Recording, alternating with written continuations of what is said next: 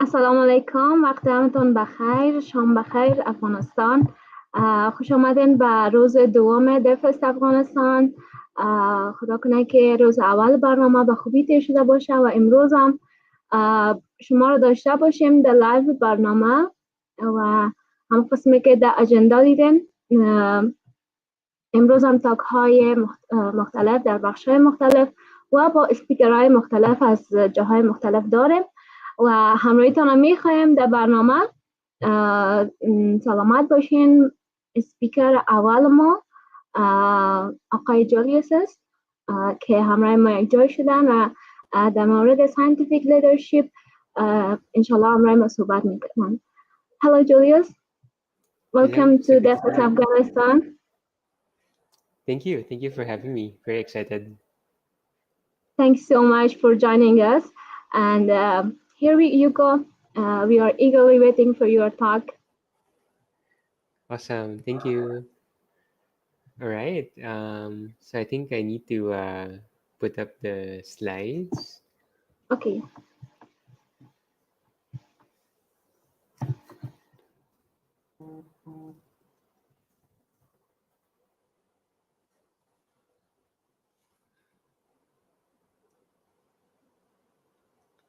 Okay, we're just trying to set up the slides here.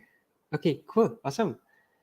Hey everyone. So good to see you all. My limited Farsi vocabulary wants to say Salam Alaikum.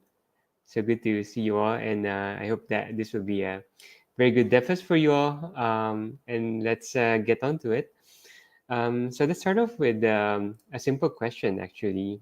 So as you might know, along the next 30 to 40 minutes, we're going to talk about different research around how we can become much more productive, how we can use scientists' research in order to improve our leadership, as well as our collaboration across multiple segments in the organization. So that having said, here's one research. So in the video game industry, the question is, which of these contributes to the most revenue? Game design, middle management, or company brand? So I won't be able to see the responses in Facebook and YouTube immediately, but I do encourage you to share what you think, and then I'll proceed to show you what the answer is.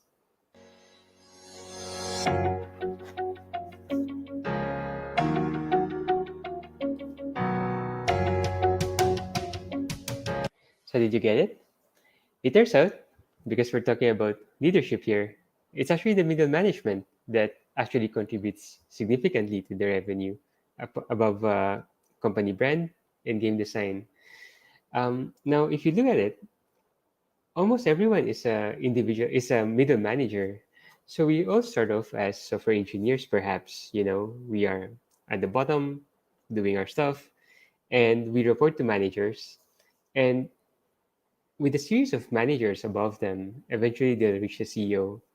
And we might think that, okay, there's no one else above the CEO, right? But it turns out there's actually the board of directors in publicly traded companies and companies with investors, whereby they're the one who actually check whether the CEO is doing a good job or he has to be replaced.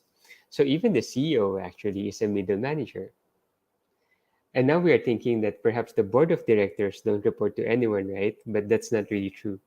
It turns out in publicly traded companies, the board of directors also report to investors, which means that for the most part, most of us are actually manager at some point.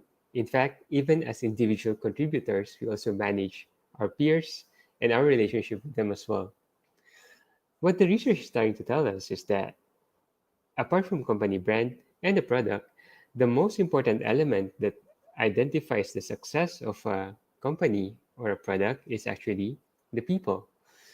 That having said, though, only 1 out of 10, according to a research done by Gallup, only 1 out of 10 managers have a high talent to effectively manage others. 2 out of 10 have functioning managerial talent. What that means is that with enough training, they're able to become average. What this means is that 7 out of 10 actually do not have the proper capacity to become a good leader, to become a good manager, which actually is quite striking. Because a similar research done by Gallup shows that companies with highly engaged employees, that means companies with very good managers, actually outperform their peers by as much as 147%. So let me be a bit clear here. We're not talking about a 47 improvement in terms of productivity. We're talking about 147%. What that means is that a company generally doubles their headcount and more. So now we're going to talk about scientific leadership, where I'll show you about a dozen or so research around how we can learn how to hack our brains, hack our minds, and see how we can interact productively with people in order to produce significant value. So let's start off with the fairness study. This will be about a 2-minute video, and take a look. And once the video is done, let's see how it goes. So a final experiment that I want to mention to you is our fairness study. And so this became a very famous study, and there's now many more, because after we did this about 10 years ago, it became very well known. And we did that originally with capuchin monkeys, and I'm going to show you the first experiment that we did. It has now been done with dogs and with birds and with chimpanzees, but with Sarah Brosnan we started out with capuchin monkeys. So what we did is we put 2 capuchin monkeys side by side. Again, these animals, they live in a group. They know each other. We take them out of the group, put them in a test chamber. And there's a very simple task that they need to do. And if you give both of them cucumber for the task, the 2 monkeys side by side, they're perfectly willing to do this 25 times in a row. So cucumber, even though it's really only water in my opinion, but cucumber is perfectly fine for them. Now, if you give the partner grapes, the food preferences of my capuchin monkeys correspond exactly with the prices in the supermarket. And so if you give them grapes, that's a far better food, then you create inequity between them. So that's the experiment we did. Recently, we videotaped it with new monkeys who had never done the task, thinking that maybe they would have a stronger reaction, and that turned out to be right. The one on the left is the monkey who gets cucumber. The one on the right is the one who gets grapes.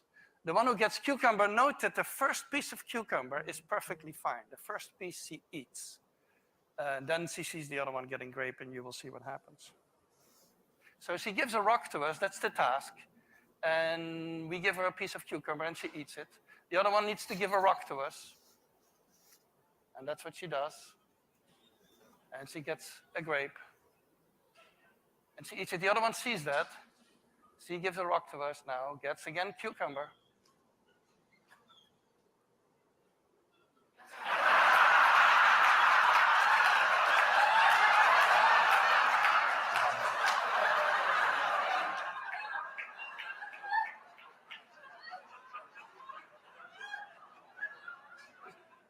She tests the rock now against the wall. She needs to give it to us. And she gets cucumber again.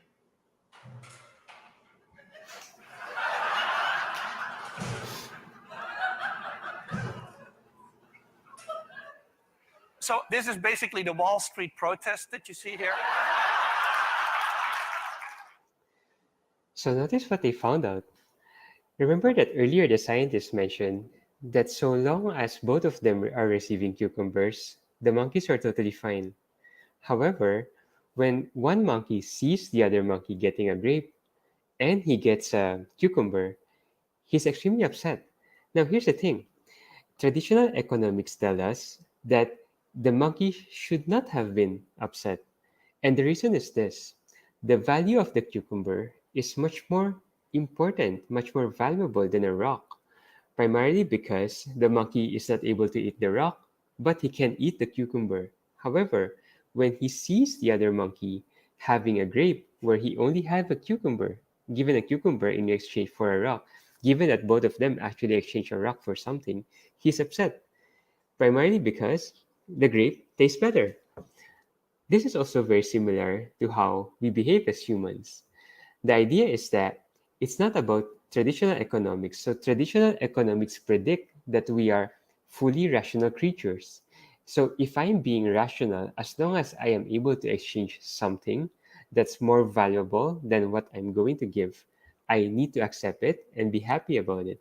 That's what traditional economics predict. However, a newer strain of study in economics, which is called behavioral economics, tell us that we are not just rational creatures, we are also emotional creatures as well. We tend to compare not just the exchange between both parties, but also the overall context by which the other party trades with the people of my kind as well. Now, we have seen this in monkeys, but the same experiment is also uh, observable in human beings.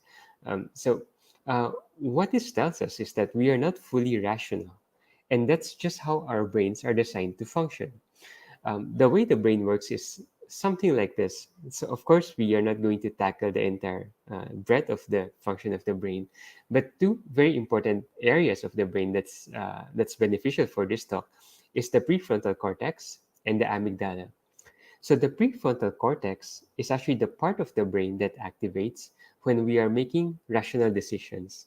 Think about when you're writing a software program or you're thinking about what to design or like coming up with a new product, a new feature, or what areas of your code to test. These are the ones, this area of the brain is the one that opens up, it's the one that functions. We also have our amygdala. So the amygdala is quite an interesting part of the brain. So what it does is that it regulates the fight or flight of our system. So what does that mean? The whole idea is that whenever we feel fear, anger, disgust, the amygdala activates. It's the one that says, should I fight or should I flee? Now, the way the amygdala works as well is that the moment it activates, it shuts down the prefrontal cortex. Does it make sense?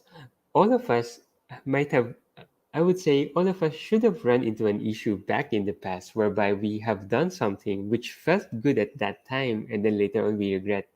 And the primary reason for that is that the amygdala was active at that point and it shuts down the rational part of the brain. That's why we make mistakes and then we come up with regrets later on. Now, how does it translate to the medical field? Well, it turns out that in the medical field, a research was done whereby it says that about 71% of the errors in the medical field could have been avoided. Does it make sense? In the medical field, people are extremely pressured because they're dealing with things that are matters of life and death. Unlike software engineers, where when you make mistakes, you're likely not going to cost a life or two. What this means as well, if you look at the research, is that as much as 27% of deaths could have been avoided. And that's because the amygdala is active at that point. Another study done by Pearson and Porat surveys around 14,000 employees in US and Canada, whereby they found out that the moment the amygdala activates, which is when there's toxicity at work, when people are not being treated properly, well, 48% decrease their work effort, decrease their time, and in fact, as much as 80% of people in the workplace actually lose time worrying about the incident. 80%, which means that incivility at work has a significant cost in terms of reducing the productivity at work. How do we solve this? Well, Google says that it's important to establish psychological safety. In fact, a research done by Google internally shows that apparently in Google, they have 5 important virtues that they require employees to adhere to. These are the 5 that you're seeing here.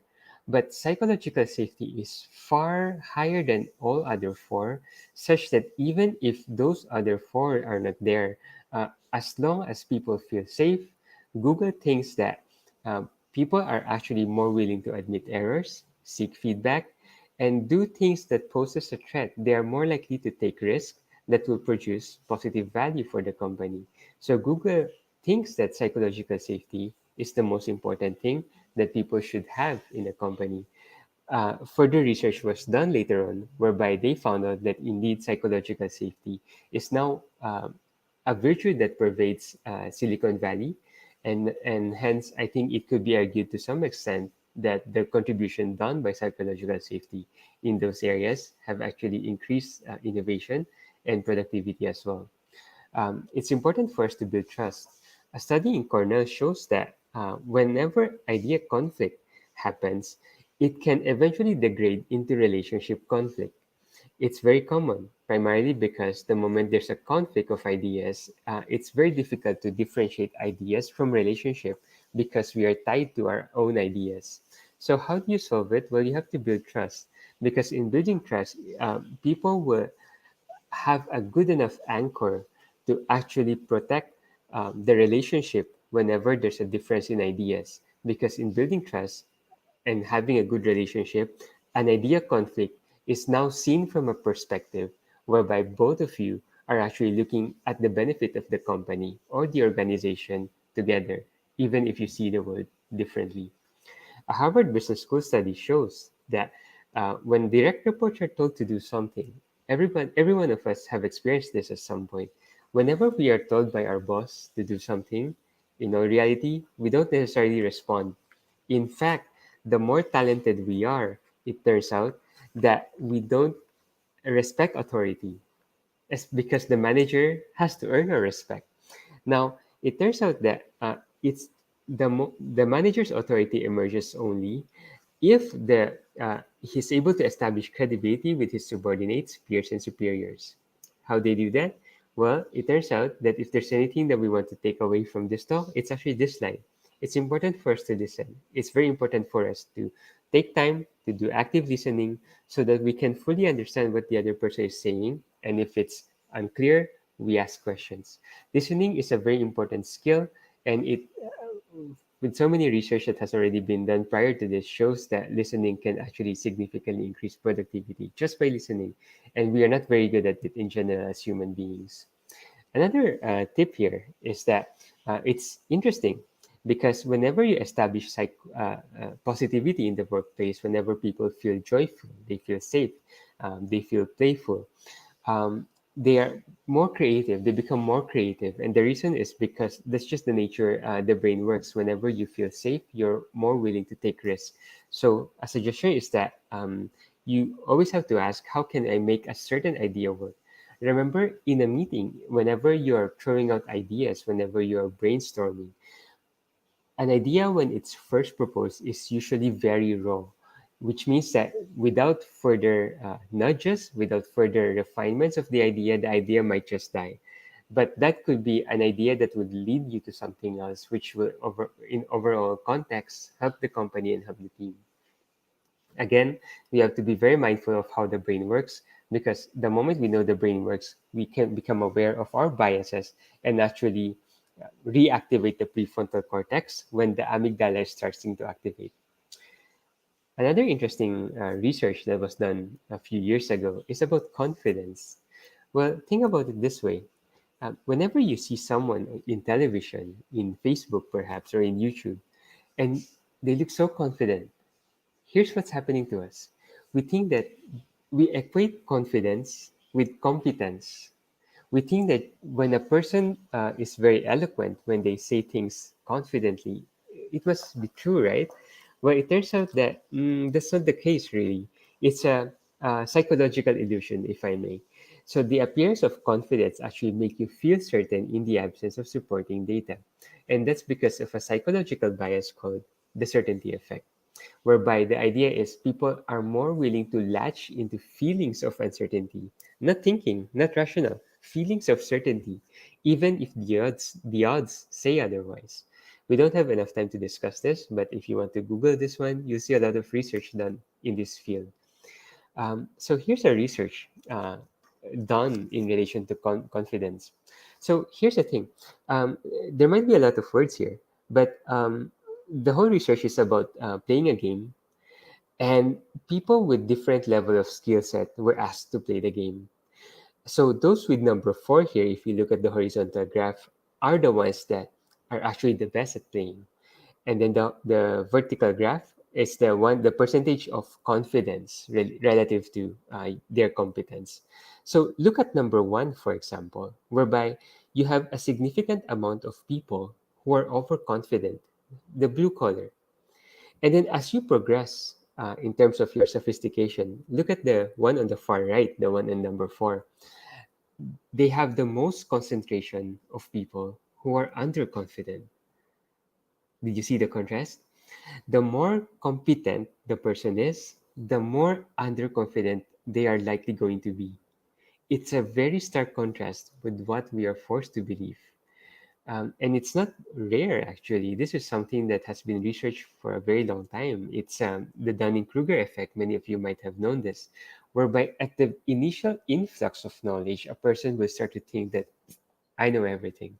But then as he goes deeper into that knowledge, the more he starts to realize that, oh my God, the ocean is actually for so much more larger than for me to be able to actually swallow. And that's just the whole idea. That's just a psychological illusion that we all run into. So be very careful of confidence, because that doesn't necessarily mean that the person who's talking about it or who's explaining some matter is actually good at it. It might be, so confidence, interestingly, is very good in sales and marketing, because in sales, it's a transferring of confidence that helps you land a sale. But in software engineering, it's a different field. Whenever you employ knowledge workers to solve a problem, confidence should not have any value. It should always be based on data. A research done by Tom Nichols in his book, The Death of Expertise, shows that there's a massive lack of a skill for most of us, which is called the metacognition.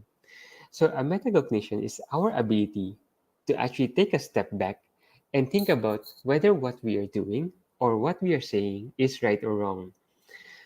Here's another research.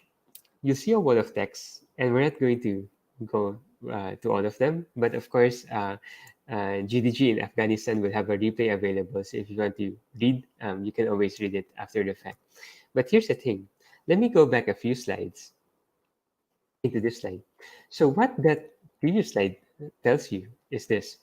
So what they did was they paired up people who have low degree of sophistication, those who are less competent but very confident, with people who are very competent but are underconfident. So two people, they paired together.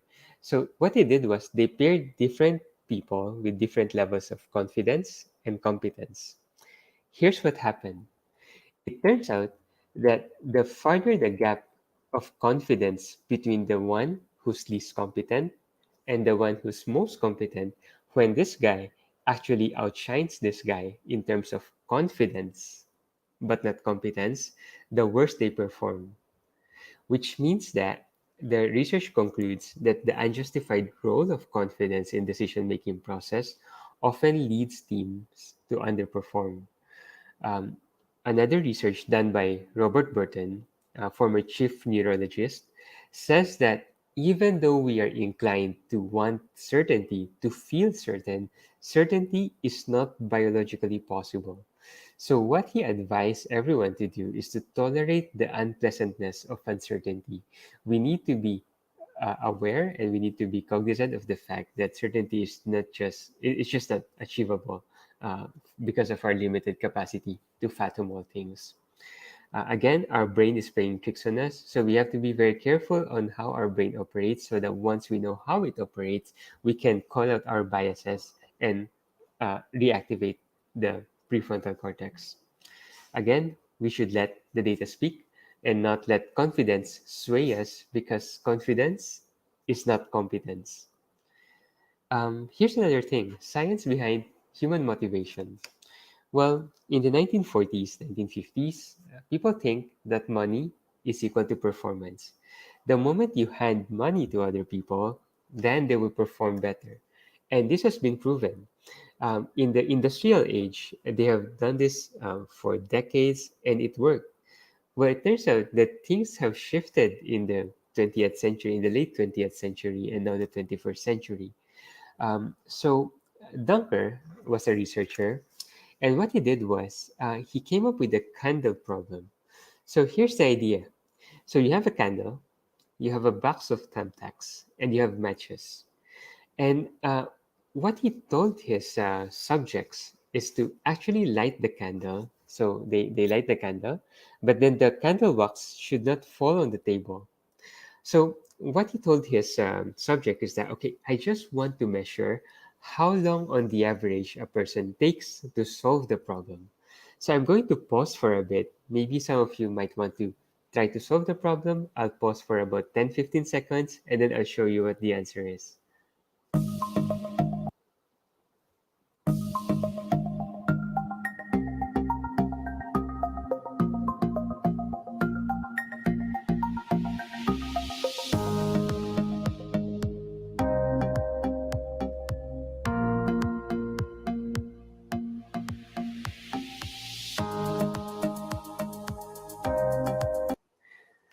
So when I've given this talk in Singapore, in Malaysia, in Philippines, and even in Kyrgyzstan, everyone got some level of answer actually.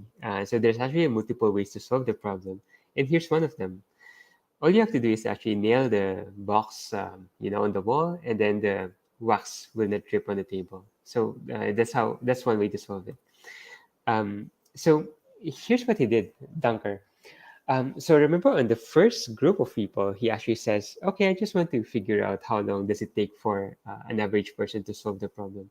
Here's what he said to the second group. He says that, all right, if you are able to solve this and you're at the top 25%, we're going to give you $5. And then if you are the fastest, you're going to get $20. Now, if money is equal to performance, people will think that Group B will perform better because there's money, right? Well, it turns out that after the research, they found that Group B took 210 seconds longer, that's 3.5 minutes, longer than Group A on the average to solve the puzzle. Super interesting. Well, what happened? Well, Dunker says that as long as the task does not require creative problem solving, monetary rewards such as carrot on stick work. Again, if the task does not require creative problem solving, then money works. Now, why is that? Well, it turns out that when they study the brain, there's only a limited capacity that we can hold on our brain. So, whenever you have more items that you're thinking about, you have less and less mental real estate to process everything else, which means that you are actually hamstringing yourself whenever you add things to think about while solving problems. Now, what does it have to do with money? Well, when they're trying to solve the candle problem, they're thinking about, okay, I want to be the best, I want to get the reward, that's why I'm going to perform better. But it turns out it's the opposite. Now, science behind human motivation. All of us are getting paid somehow for our professional services, and that's good. Now, some of us think that we are underpaid, right? Well, how do you solve this as a CEO, perhaps someone who's holding the money, or perhaps a CFO? Well, uh, Daniel Pink, author of Drive, he says that, well, you have to pay employees just enough to get the monetary concern out of the way. Now, to be clear, what he's trying to say is that don't underpay your employees, and he is also saying do not overpay your employees. And here's the thing, many of us think that, I just don't want to be underpaid, but I can, get double, triple my salary, 10 times my salary. That's totally fine. But it turns out that it will actually suppress my productivity as well in this way. The moment a person feels, again, feels, the moment a person feels that he's getting paid significantly above what he thinks he should be getting paid for, what's running in his mind then is that is he performing enough to justify the pay that he's getting?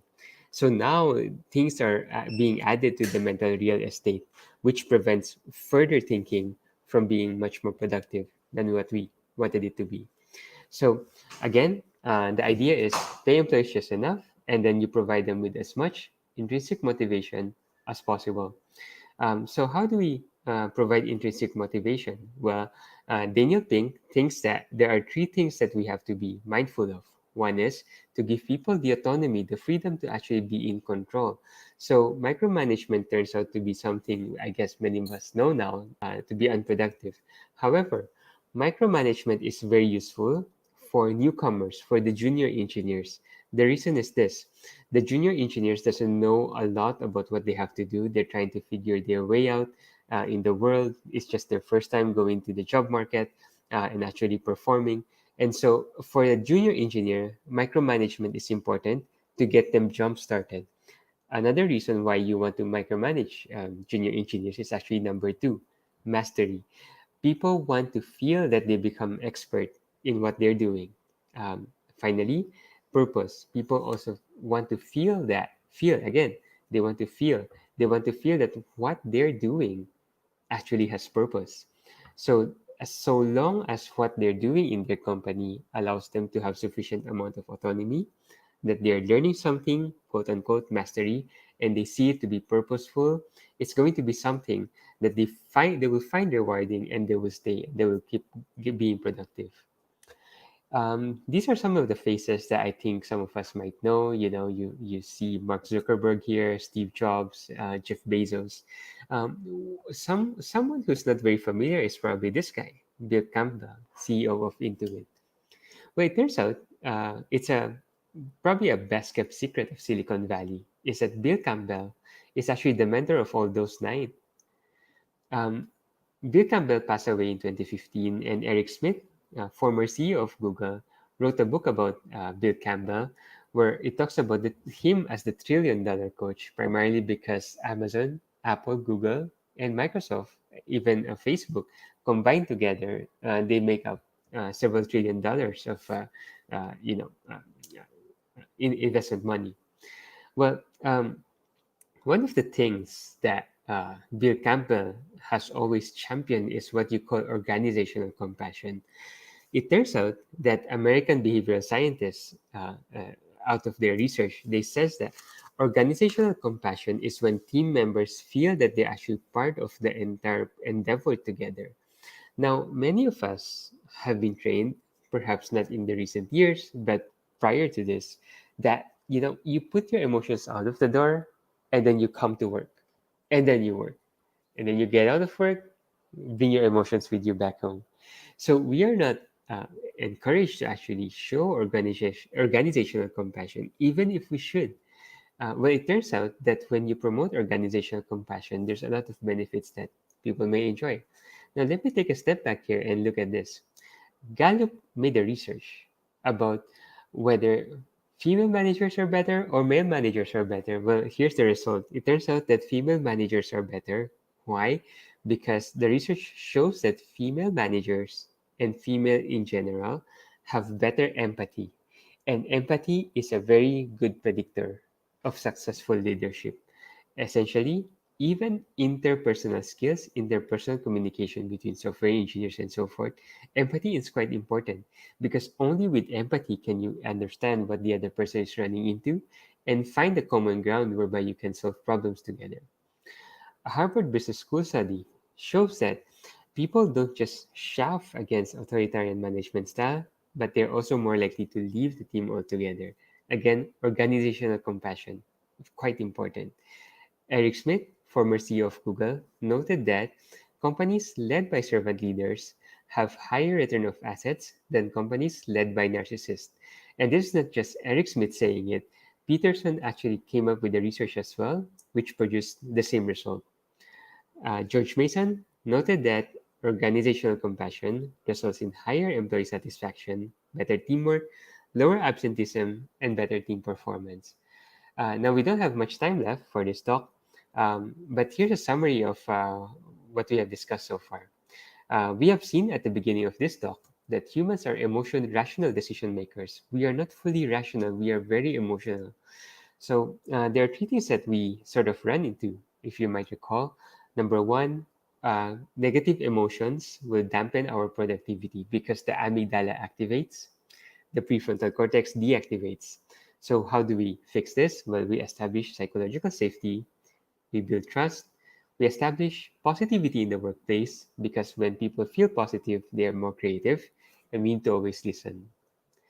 Confidence can be misleading. Confidence is not competence. As we have shown, people who are most confident are also most likely to be underconfident. And so when we see people, confident people, sharing stuff, pushing things to get done, always ask for hard evidence because data is it's the key. It's the main balancer. It's the one that uh, makes us look beyond confidence and actually see what exactly is going on. Next, humans are driven by extrinsic and intrinsic motivation. Yes, we need to get paid, but we need to get paid just enough to get the monetary concern out of the way. And then people needs to be given enough autonomy, enough mastery, and enough purpose to continue to produce value for the team and for the organization. And to close everything up, always emphasize organizational compassion. Here are some books that I might want to recommend if leadership is something that you're quite interested in, or in essence, just becoming a good engineer, perhaps a good designer, a good product manager. Here are some books that might be interesting for you. Here are some other books that you might be interested. And here are some more books. Again, there will be a replay of this, so you'll be able to see the books even if I go too fast. Here are also all the reference that I have used in this talk. More reference right here and more reference. I think that's it. Thank you so much for your time. Thank you for listening. I hope you have a wonderful DevFest for the rest of the day. Have a good day. Hi, and thank you, Julius, for your talk. It was really informative, and I'm sure everyone learned a lot from you. Thank you, Sammy. Thanks.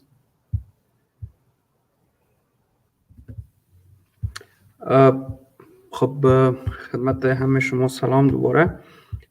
آمدیم به کدینگ چالنجی که امروز داریم. کدینگ چالنج امروز جاواست و من شیر میکنم سکرینه که ببینین. این کد چالنج امروز است. کسایی که میخواین کد چالنج جواب بدن و جایزه کمو گوگل هم نیسته به دست بیارن. این کد چالنج امروز جاواست و 5 دقیقه وقت داریم. تایم شما شروع شده. دیگه ما ببینیم که اولین کامنت از کی میاد و کی اما اوتپوت که خواسته شده را اجرا خواهد کرد. دایی به من فقط اوتپوت نمی کامند آخر کار است در جواب همه کد آخر. سو منتظر می باشیم که کی اول جواب میده.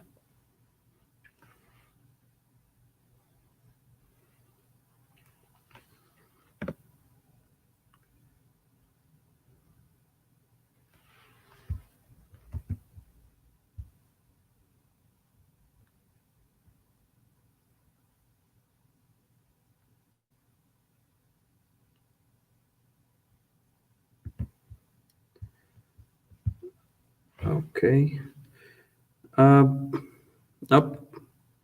هستی بفون جواب درست نیست.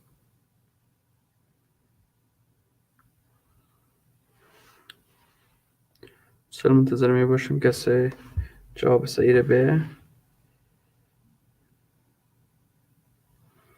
به ما دقیقاً اوتپوت اینمی دو پرنت که داخل شده جواب است.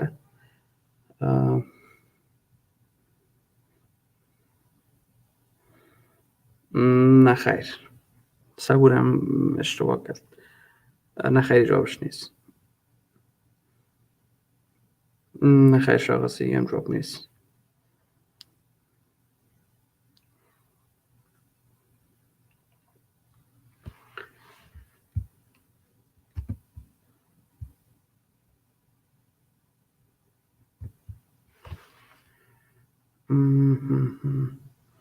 نه خیر، تا هنوز کسی نتونسته جواب دقیقه بده.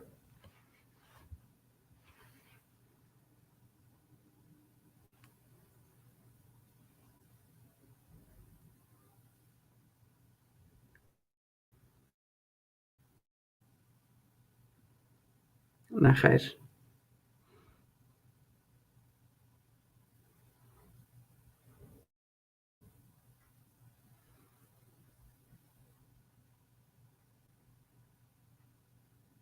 نه خیر، دقیق شدن کد بشه دقیق شدن جواب چیز دیگه است.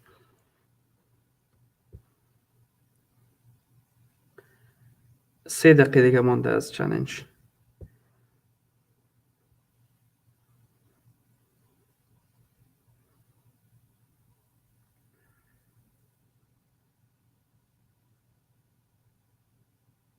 نه خیر، تا حال کسی جواب نداده.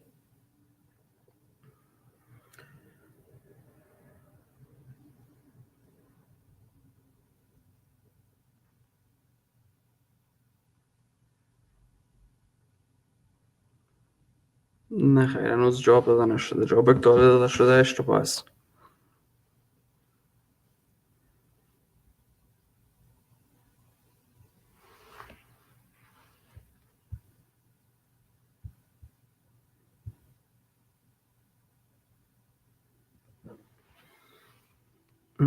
نه خیر اشتباه است.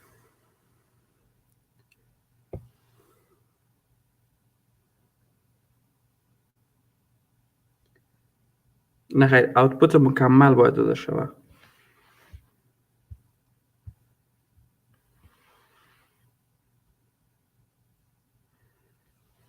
نه خیر، دال کس جواب نداده، بخاطر که آوتپوت مکمل باید داده شود.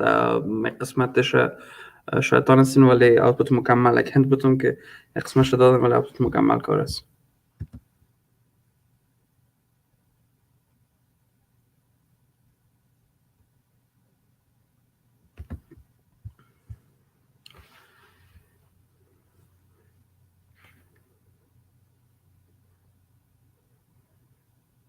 نه خیر، جواب نداده.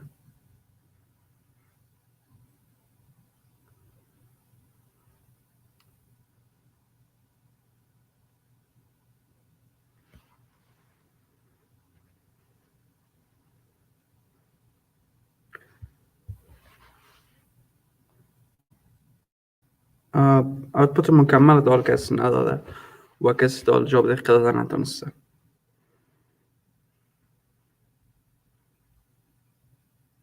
نه اشتباه است هنوزم.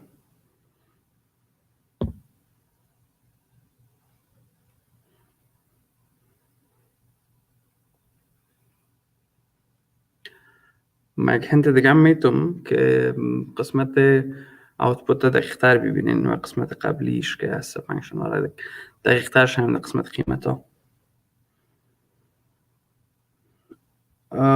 نزدیک شدن به جواب.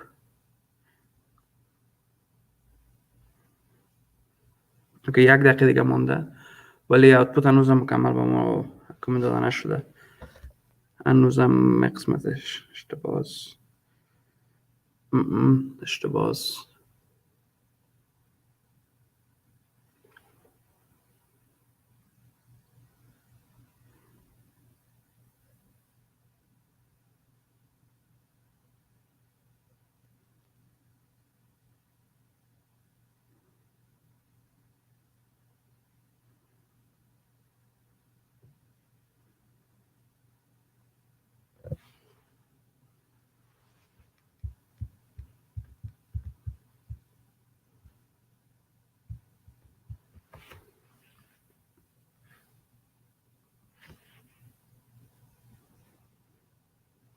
هنوزم درست نبوده. اوکی، یک هنت دیگه هم همگی میتونم که 3 آوتپوت است. آوتپوت یکی نیست، یک مثلا نیست، 3 آوتپوت است و نظر به کد 3 آوتپوت هر 3 شو باید شما بگوین.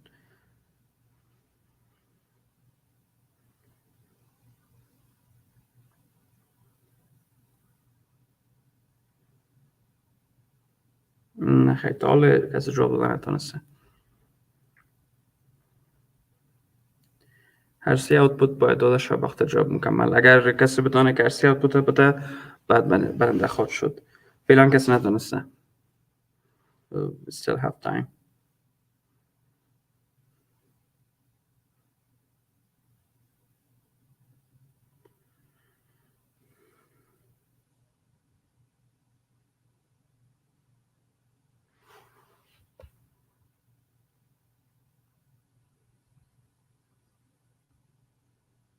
نه خیلی جواب هنوز داده نشده.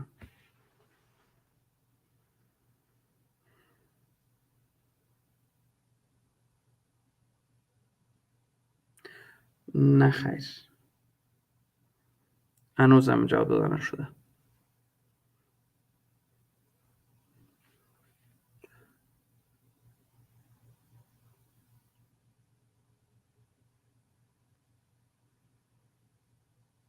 نه خیر، هنوزم اشتباه است.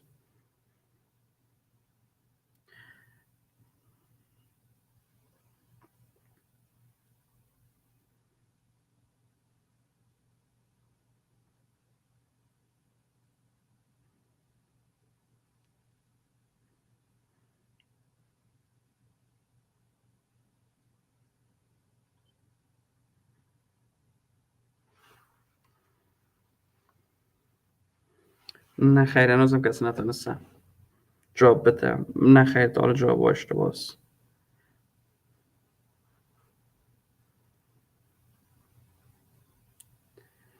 هنوزم دقیق نیست.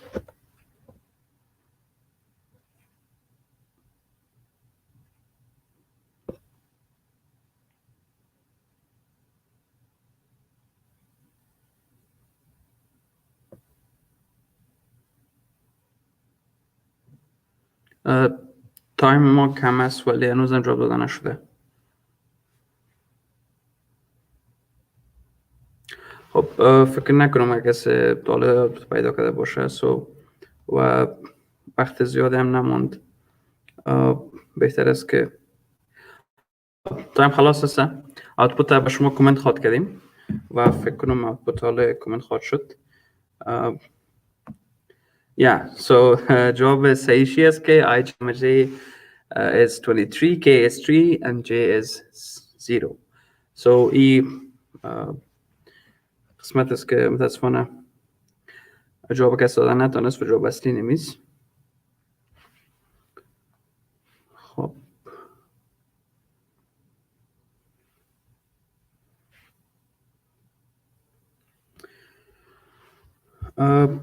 سپیکر بعدی ما کامنت انسور شده و سپیکر بعدی ما جاوید محمدی است که در مورد کاتلین صحبت خواد کردن. کاتلین. جاوید محمدی خوش آمدید. سلام علیکم استاد، زنده باشین. تشکر. سلام علیکم. خوب هستین جانتون جو؟ خوشحال هستم. خیر باشین. سلامت باشین. زنده باشین. تشکر. ما هم خیلی خوشحال هستم.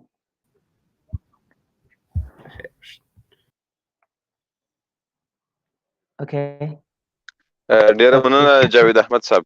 ښه راغلاست DevFest ټول ته. تشکر. زنده باشین. من خیلی خوشحال هستم که اینجا هستم. تشکر از دعوتتون. خب من اسکرین خود شیر کنم.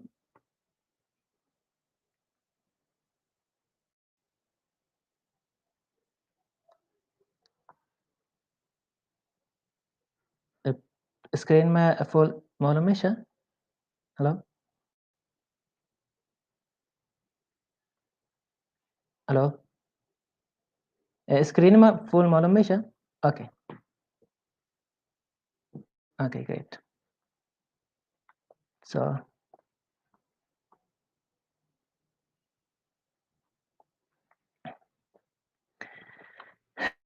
hello everyone. This is Ahmed Joid Mohammadi. I'm a senior Android developer. Okay, still I'm not sure if everything is working or not. Okay, yeah, everything is working. Okay. So yeah. So okay, hello everyone. This is Ahmed Joid Mohammadi. I'm a senior Android developer at Kaleido Solutions Pvt Limited. It is an American-based company in India, and also I have worked with many big and startup companies like Linter Artificial Intelligence, Software Technologies Limited, and Softfilm in India. And then also I have worked with Google as a student developer in Google Summer of Code 2020, which is a highly competitive program by Google for student developers around the world. So today I'm really excited, happy, and honored to be here to have a session about Android development with Kotlin. I hope you're gonna have a good time. So let's start it. So here's our roadmap for today. First, I'm going to talk about Kotlin history. Then I'll give introduction to Kotlin basics. Then we're going to create a Book My Show clone app with Kotlin. And at the end, I'm going to show some useful resources to learn Kotlin and Android development. So here is our application. And today I'm going to show you how you can create an application like this, which shows a list of movies. Because of time constraint, I already have written the code of this project, which you can find the link from the description of this video if you're watching from YouTube or the Facebook. You should be able to find that. Here is that repo. So all the instructions and information about the repo is there. You can make a fork from here. You can make your own copy or just clone from here or download it and open it under Studio. So let's start. Okay. So actually what Kotlin it is, what Kotlin is. So Kotlin is an expressive programming language with a strong type system. It has lambdas, coroutines properties, and many other features that lets you write less code with fewer bugs. It really started taking off in recently, but actually it's been in 2011. It open sourced in 2012, which developed in JetBrains. It reached version 1.0 in 2016, And version 1.4 was just recently in this month of 2020. Since 2017, it has been officially supported language for Android development by Google. Now Google goes Kotlin first. All their libraries like JPEG libraries or documentation is all in Kotlin right now. See. Okay, actually, so in this session we have our actually to talk Persian. Actually, I wanted to talk Persian, but in this session we have our companies from India. We have many friends. They asked me to talk in English, so that is why I'm presenting this in English, if it is not a problem. So in here the total yearly years. So number of people who have edited Kotlin code in last 12 months is just amazing. In 2017, it was 1 million, and in 2019, it reached to 6 million. It means that developers are really liking and loving this Kotlin language, and it's really being started popular.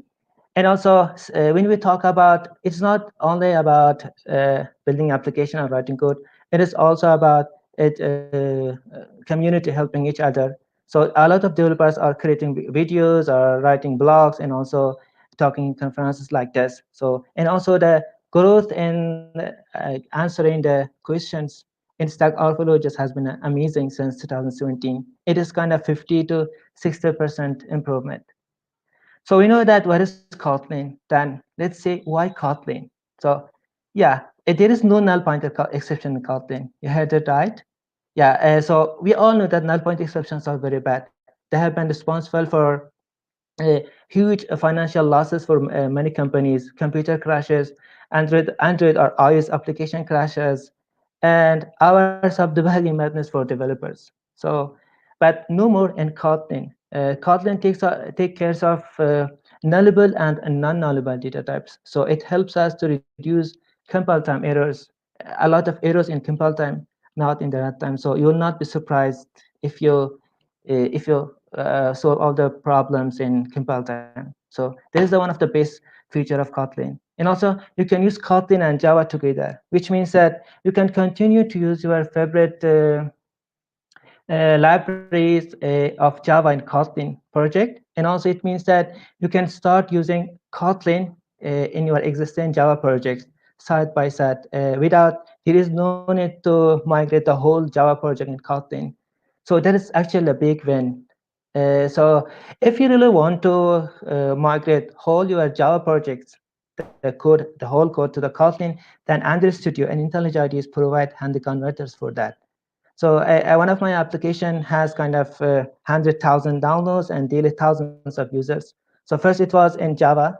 I only had 85 to 90% crash-free users. After migrating my application to Kotlin, now I have something around 97 and 98% crash-free users. That's just amazing. And also Kotlin code is very, very concise. What I mean by concise is, we all know what is boilerplate code, right? Boilerplate code is the code we have to type, but it doesn't have to do anything with the functionality of the application. Like in a Java class, we have a Java class like this for a Puja Java class, because of one attribute you have, I'm sure you have written many getter and setter trivial methods, right? And so in Kotlin, there is no, you need to do this kind of things. Compiler does it for you. For example, this class, like public class movie, it with kind of with 20 lines of code. The same code in Kotlin is just one line of code. It is amazing, isn't it? Kotlin really helps us to focus on really functionalities rather than thinking about the code itself. So that is why I really like the Kotlin. So we know what is Kotlin and why Kotlin. Then let's see what we can do with Kotlin. So according to me, Kotlin is kind of a box of chocolate. You can take whatever you want, your favorite one. You can do server-side development. It is 100% compatible with JVM and Spring Boot library. And also you can do web development. And also you can do this. You can create this type of application. You can use your favorite Java UI frameworks like JavaFX, Swing, and other libraries. Also, you can create native development. Obviously, we are doing for Android development. So one of the base key benefit of Kotlin is KMP, Kotlin multi-platform programming. Actually, this is my favorite because from one code base, you can create application for different operating system or different platforms. So it reduces a lot of time. For example, in our company at Kalizo, now we have 2 different projects for same code. One is iOS for iOS, Swift for iOS, and the other is for Android. We're using Java. So we decided to go with Kotlin multi-platform. So it helps us to reduce a lot of time. From one code base, we can create application for multiple platforms like iOS, Android, and web by retaining the good point is by retaining the native development benefits. So it is the good point actually. So now we know what is Kotlin, what we can do with Kotlin, and why Kotlin. Then I'll give you some introduction to basics of Kotlin. I assume that you guys already know modern programming language, object programming language, like object-oriented programming language, like Java or C++. So let's get started. Yeah, there are 2 types of variables in Kotlin: changeable and changeable. In other means, you can say mutable and immutable. So with 12, you can declare a variable, and once you assign it a value for that, you cannot reassign it again. If you reassign a value for a val variable, then you'll get a compile time error. For example, in here, so it's this count is all count. Here is a kind of a syntax of declaring and initializing a variable in Kotlin. Like while count is the name of the variable and its data type, and we are assigning a variable. So, and also we can write a variable, declare a variable without specifying its data type. Kotlin knows from context itself. And with var, we can declare variables and then reassign values many times we want. So in here we say we are assigning the name to this.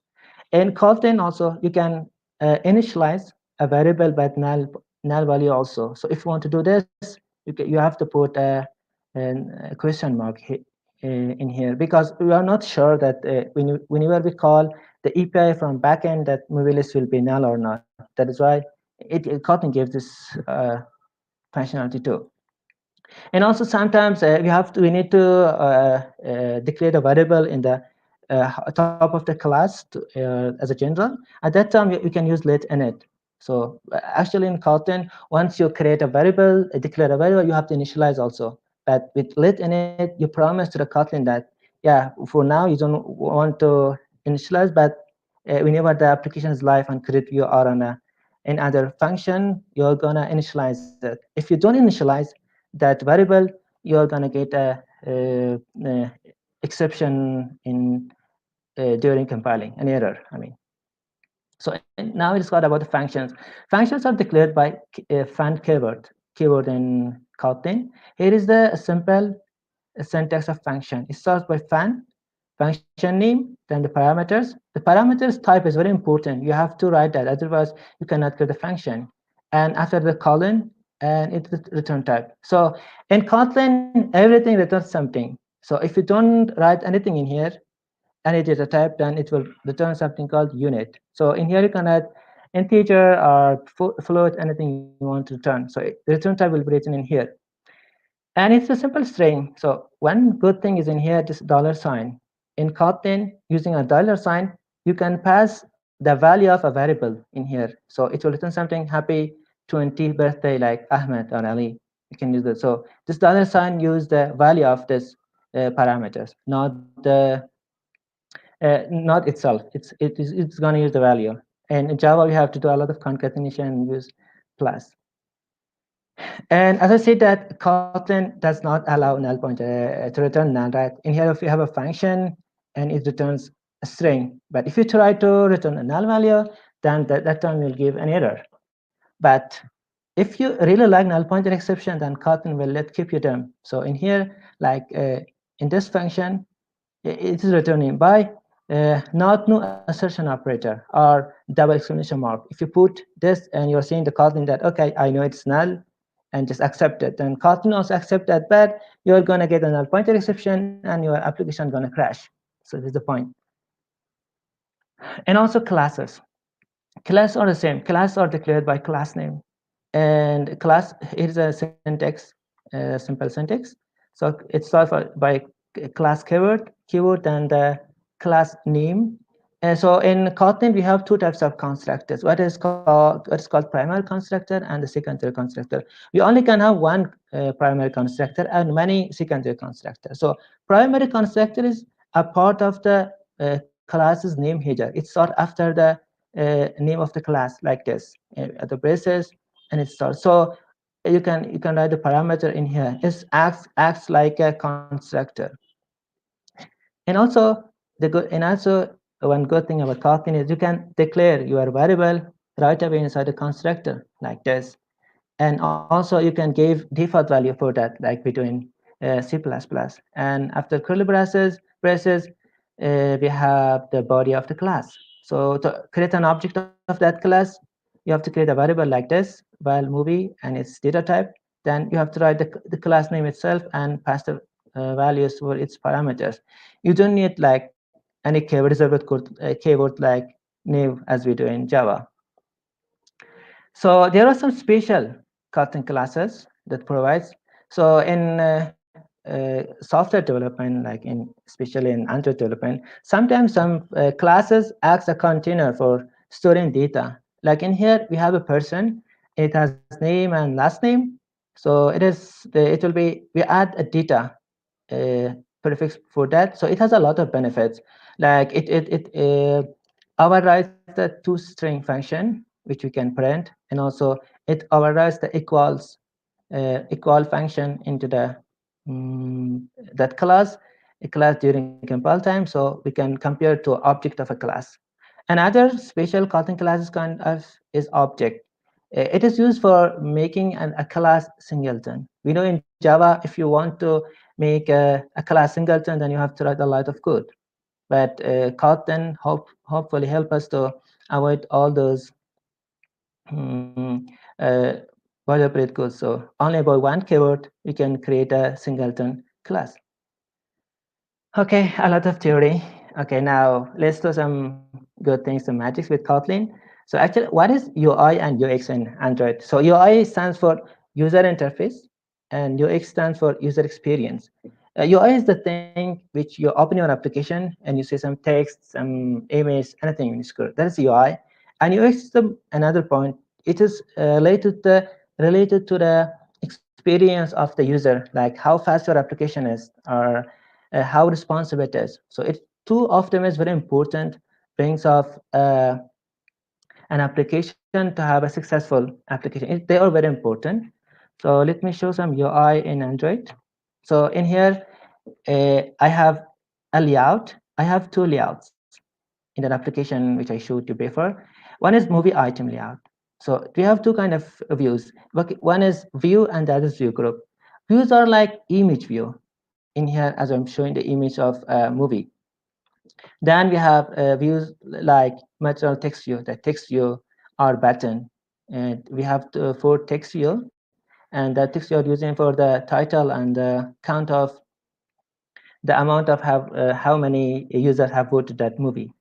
So the most important parameters in here are just the ID for image view, because we need this ID to call during the using in Java or Kotlin class, and then it is width and height. Sometimes width can be wrap content or match parent. If it is wrap content, it means that it can only wrap its content. Like if the text is very long, it will be that much long. Or if we make it match parent, then it will take the whole place of the parent view in your mobile screen. So in here, we have only an image view and four text view in the movie item layout. Then we have an activity mean. It's another layout. So in this layout, we have three UI. I mean, three view. One is a content loading progress bar. It is used whenever we call an API. You have seen in many applications, just there is a loading. So this is that loading. And the other is a text view again. So we want to show some errors there.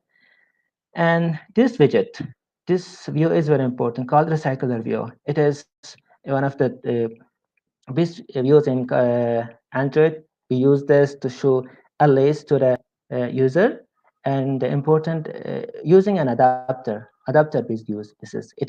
It creates the UI and it creates the items dynamically. So in here we have the ID, which we call in our Kotlin classes. And there is only one thing is very important, this layout manager. So we have three layout manager. One is the grid layout manager, linear layout manager, and staggered layout manager. So what exactly they are, let me show you in picture. So if it is linear, it means that we are going to show a list like and your contacts or a list of movies. The other is great. You have seen in your gallery, right? We have image and we show the image. So if you use this layout, great, then you can show your items like this. And the other is staggered grid. In staggered grid, we use this whenever we have different size of pictures to show them in different places. So that's why I used. And now how exactly the circular view works. So I showed the view item, right? This we have one item. There are three important things. One is view holder, adapter, and data collection. So view holder is the UI, which I showed. There was an image for text view. And then the adapter. Whenever we say adapter, the first thing in our mind comes is the adapter which we use for charging our phone, right? And also that adapter connects electricity kind of to our phone. So this adapter also does the same thing. In adapter, we give a list of our items. Then adapter takes that list, that array list, and it binds that list to view holders. So view holders, there is the UI part, which image and text view are there, and adapter binds data to view holder, and then we should give a list of movies. So let me show how we can create an adapter to have this application. Let's go to the adapter. It's movie adapter. It's a class by Kotlin, and it's a constructor. Inside the constructor, you are getting a list of movies, and you are extending the circular view adapter. There are three important functions. What is uncreate view holder, get item count, and one view holder. Uncreate view holder, we are inflating the movie item, which I showed in here. This one, we need to inflate this, and then the get item count returns the count of the movies, how many movies in our list we have. Based on that recycler view, an adapter will show the items in the UI. And on bind view holder, gonna bind all the items of movies to our UI. So here we have class view holder. In class view holder, I added this function. This function just take a movie item, one movie item from this list, movies list. Movies is a list in here. It takes one of this in here. This is the position of your when you are scrolling.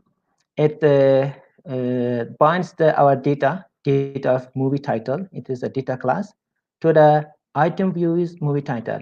It is a text view. So in here, if you see, I've used Glide. Glide is a library which is used to load image to the image view. We gave it is path, and then it does in the background. Yeah, so that's it. That is the only the work of movie adapter. It takes a list of movies, and then it binds that movies item to the UI. So let's go to next. Okay, now we know what is the circular view, and we know the view holder, and also now we need a list item, right? I need a list of movies. So how we can get it? We have to call an API. We have to call the server. In our daily life, we have seen a lot of this kind of things. Whenever you open your Facebook and Instagram, you're expecting to come something comes, right?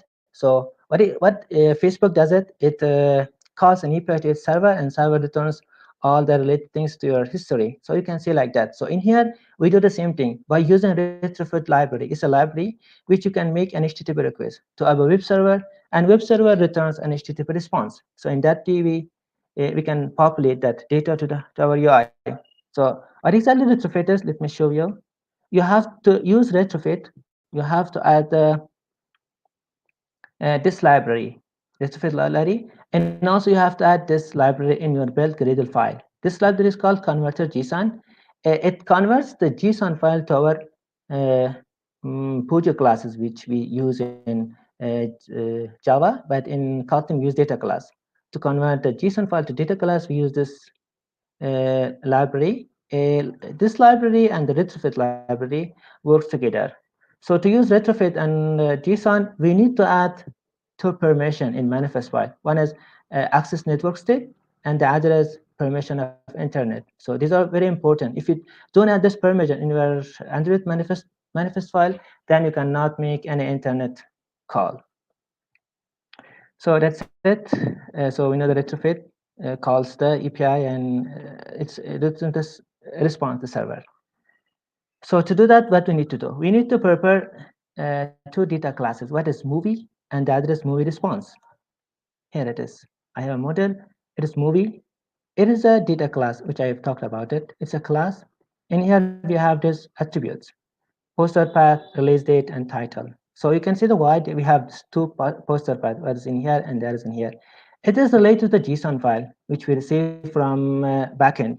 And because it is in Cynic style, but Kotlin is coding style as we have to follow camel case style. That's why we added this in camel case, and this visualized the name of the JSON file. So let me show you what happens, what exactly happens when we call an API. So here is our base URL.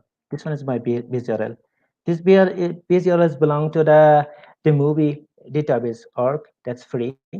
And then we have endpoints. It is discover movie. And then we have to pass an API key in our query. Whenever we call this, we'll get something weird like this. And if you add this to JSON formatter, it returns something like this. If you know the JSON, it's an object, and we have the page. In here, we need this one. It's a result, an array of result. Inside that array of results, we have this movie details. I only choose 5 of them. There's release date, title, and word average. If you see in here, it is in Cynic case. That is why I've added that.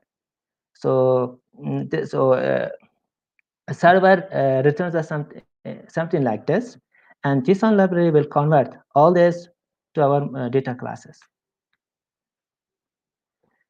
Okay, now we created our movie data class and movie response. As I see, it's the result that is the list of movie.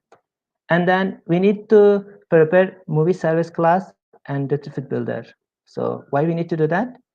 If you go in here, retrofit, it is an interface where we define our methods like the RESTful API methods like get method, post method, and delete update. So we need only a get method in here.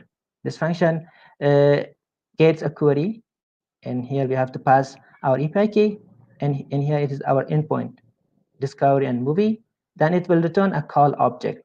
This call object belongs to the retrofit library which I showed you, and it should return for us what? Movie response. Movie response contains a list of movies which I showed you in JSON file too.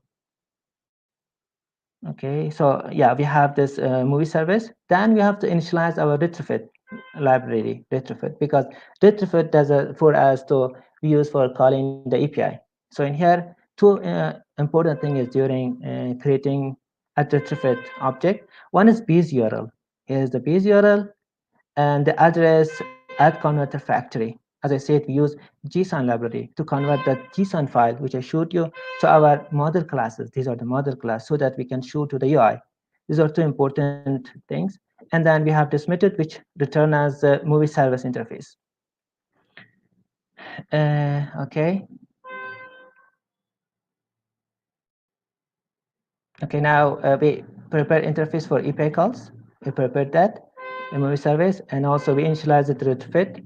Now, the main thing in here is just now we have to call the main activity to API, call the API. We initialized our retrofit, and also we created service classes. Now we have to make an actual API call. So let's go to the main activity. So what actual activity is? Activity is kind of a door to open inside activity, inside the application, inside your application. So it's a class and it extends up component activity. In Kotlin, one more thing is there. In Kotlin, we don't have any static value. Like in class in Java, we use static keyword. Whenever if you want to access an item of an class without creating its object, right? So if you want to do something similar to that, you have to add all those items inside this companion object block. And then whenever the app opens, this method will be called, this onCreate. So we set content view, our main method, and then we call fetch movies. So in here, the actual API calls happen. So we have some checking is here, networking helper. You can go by that because we don't have a lot of time right now. We can check in here, it is. So it's a function which returns if your phone is connected to internet or not. And then we get from retrofit builder our servers, and then we call this movie get movies and pass our API key. So everyone should have an API key. In description of this project in GitHub, I have described how you can get your own API key. So we have this call. It returns this function which I showed in here in interface, returns a call object of retrofit. So that we enqueue in here. So so we call the enqueue method. What it does in enqueue method is it calls the server in the background. So the server will send the response. It can be failed or it can be successful. If it is successful, we check. If it is successful and this one body is not null, then we show our movies. This is a function which we pass the result of that our API call. That's it. It's very simple only. And this function. So we have a list of movies. There is only this one is important. So in the circular view adapter, we create an item, an object of movie adapter, which I explained. A movie adapter is adapter which we pass a list of movies, then it takes that list and it's gonna populate to the UI. This is important, and the other is like this one is all. It's not. These are optional. We add this default animator does to have some animation, and we add this only for setting the improvement performance. We see to the recycler view that our item has a fixed size, and here we are making the visible.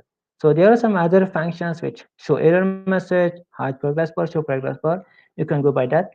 So now let's run our application. So it's my emulator. Yeah, that's it. So let's see what happens. So now building the project. If you have built any project and using UI, using emulator, then you know how much time it takes. So until our project is built, then I will share you how you can learn Kotlin. I am going to share you one useful resources, and also I have shared many resources link to the. Maybe you can find from the description of the video or in the comments. So there's one website called Udacity. This very Udacity in here. So this Udacity has an incredible partnership with Google. They have created very awesome courses for Android, all the technologies of Google, Android, TensorFlow, Web here, and all of them are just free. All these courses are created by Google developers, like Kotlin Bootcamp for programmers, developing Android apps with Kotlin, and advanced Android apps with Kotlin. There are a lot of courses. They are just amazing. Even there are like applications for building Flutter. Just visit this website and learn from here. Yeah, okay, let's see what happened to this. Yeah, now here's our application and it's finally dead. So in here, as I showed, is the item, image view and for text view, and recycler view. We're giving the list of movies to adapter.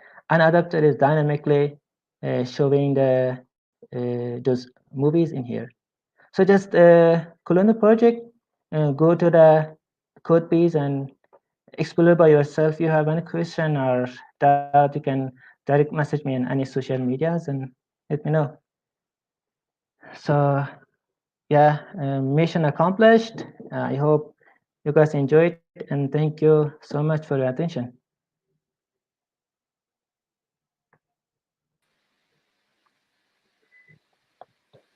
تشکرم جاوید جان از پرزنتیشنت. was great. تشکر خیلی لذت بردیم، خیلی چیزا یاد گرفتیم. امیدوارم که همگی همچنان از پرزنتیشن تو هم آموخته باشن و لذت بردن. یک جان سپاس. تشکر، زنده باشین. شب خوشی داشته باشین. روز خوش. فعلا خداحافظ. اسپیکر بعدی ما خانم جلالزایی هستن که سینیر ایگوارنس اند ریسک کامیونیکیشن ادوایزرن در وزارت صحت. خانم جلالزایی خیلی خوش آمده. صدا شما نداریم. سلام علیکم. شما خوب هستین؟ تشکر بسیار. خیلی خوش آمدیم. خیلی خوشحالیم که شما رو امروز داریم و همه ما خیلی اکسایتید هم هستیم که بشنویم از شما. انشالله. خوب است، ما اسکرین شیر میکنم و شروع میکنم با پرزنتیشن. تشکر بسیار زیاد. تشکر شما.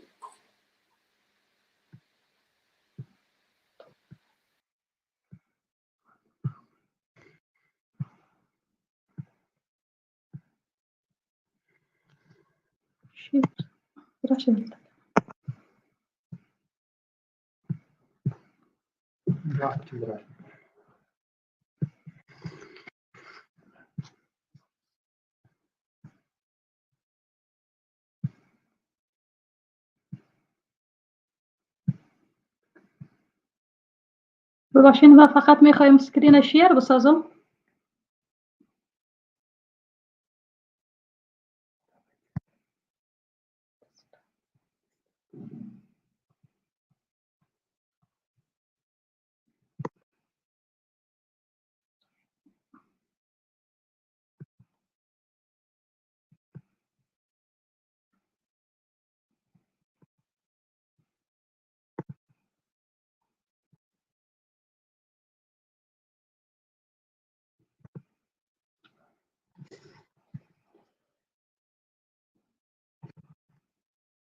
شما فایل میبینید فوزیه جان؟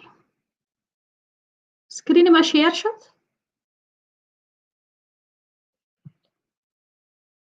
بله.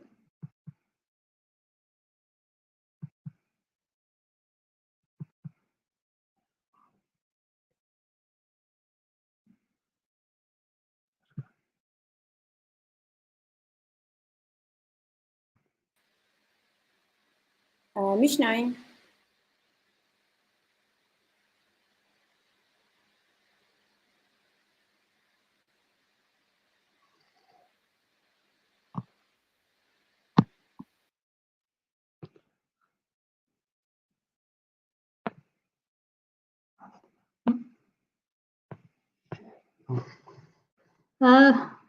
صدای مرا دارین؟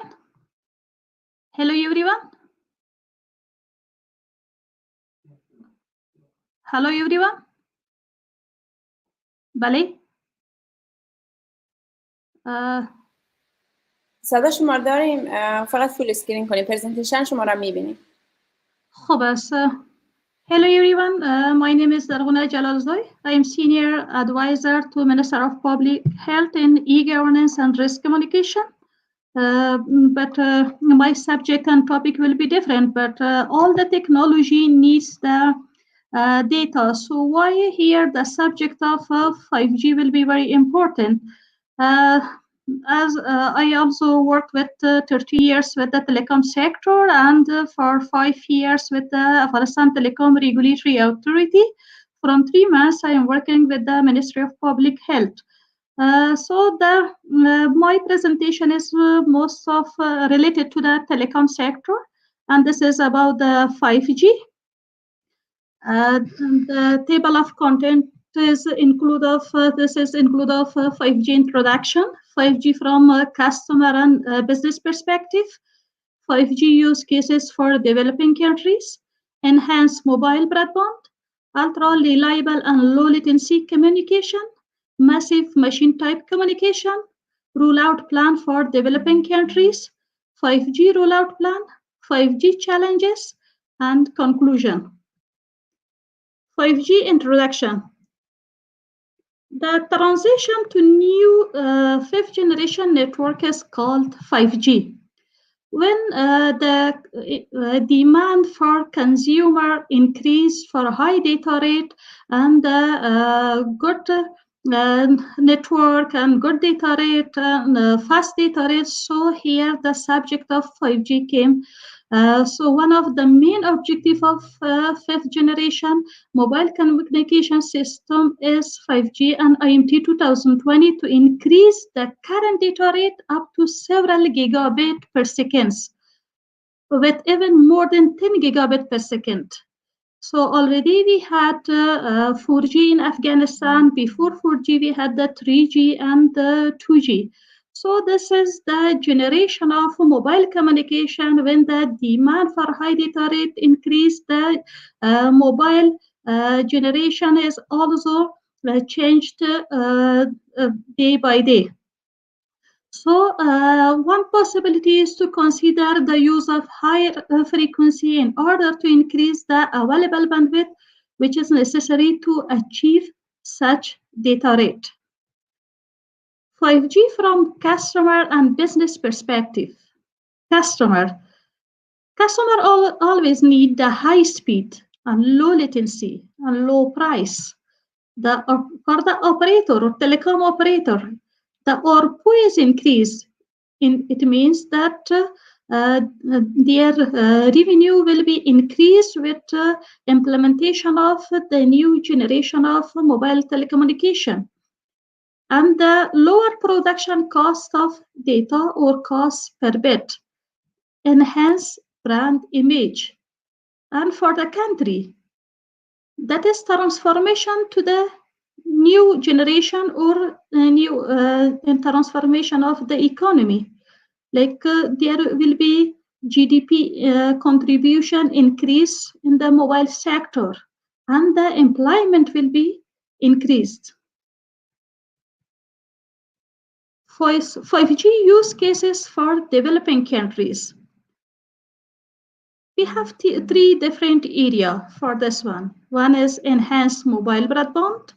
The second is ultra reliable low latency communication. The third is massive machine type communication. For enhanced mobile broadband, it requires higher bandwidth. In some cases, ultra high reliability. For ultra reliable low latency communication, demand, reliability, and millisecond latency, and not necessary high bandwidth. In the third part, the massive machine type communication, there will be concerned with the connected millions or billions of low power sensor with low data rate. In the next slide, I will give more details about this three areas.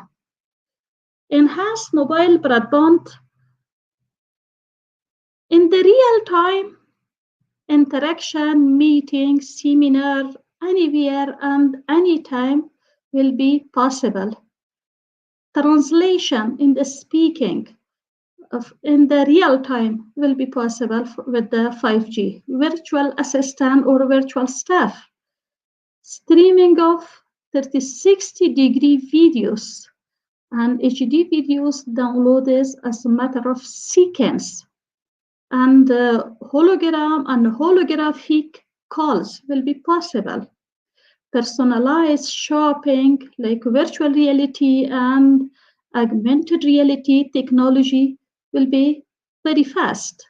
Playing virtual reality and augmented reality games, supporting heavy, large-scale and real-time response for online interactive gaming. In the second area, ultra reliable and low latency communication. That will be like more safety, efficiency, enhancement of traffic congestion control through intelligent transport system. Remote surgery will be happened. But cellular RAN communication, real-time command and control, remote health checkup and medical consultancy, and remote control of electronic equipment in remote and relatively inaccessible area. It supports a large-scale real-time response for interactive gaming. Real-time translation will be happen for the different languages. support large-scale and real-time response for interactive gaming. In this, I can give you one example. In these days, we also launched one telemedicine projects to connect Afghanistan Jamhuriyat Hospital to Samangan and to Paktika, that all the communication and treatment will be online through the system. Massive machine type communication. Again, smartphone, smart building, as now in the developed countries, smart building and smart home are very important, and it is growing very fast. Smart metering and grid management, location tracking of children, pets, and sensor, health condition, automatic monitoring, and smart logistics. Rollout plan for developing countries. Sometimes there is problem for some country like Afghanistan because we are developing countries to implement 5G. And we will have some problem like financial wise and other security wise.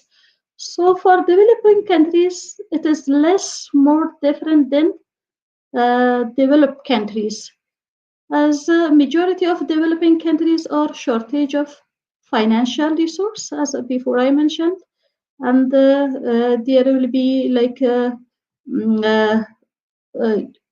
more problem of security, and sometimes people are not agree, or there will be another problem of taxation for the government taxation.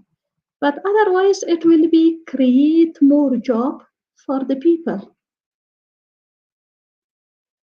5G rollout plan. If you want to build a rollout plan for 5G, we must take care of this 5 stage. First, we should have the regulatory framework. If we do not have the regulatory framework, it will not be possible to go ahead and to implement 5G. Then spectrum accessibility. Sometimes we do not have the spectrum.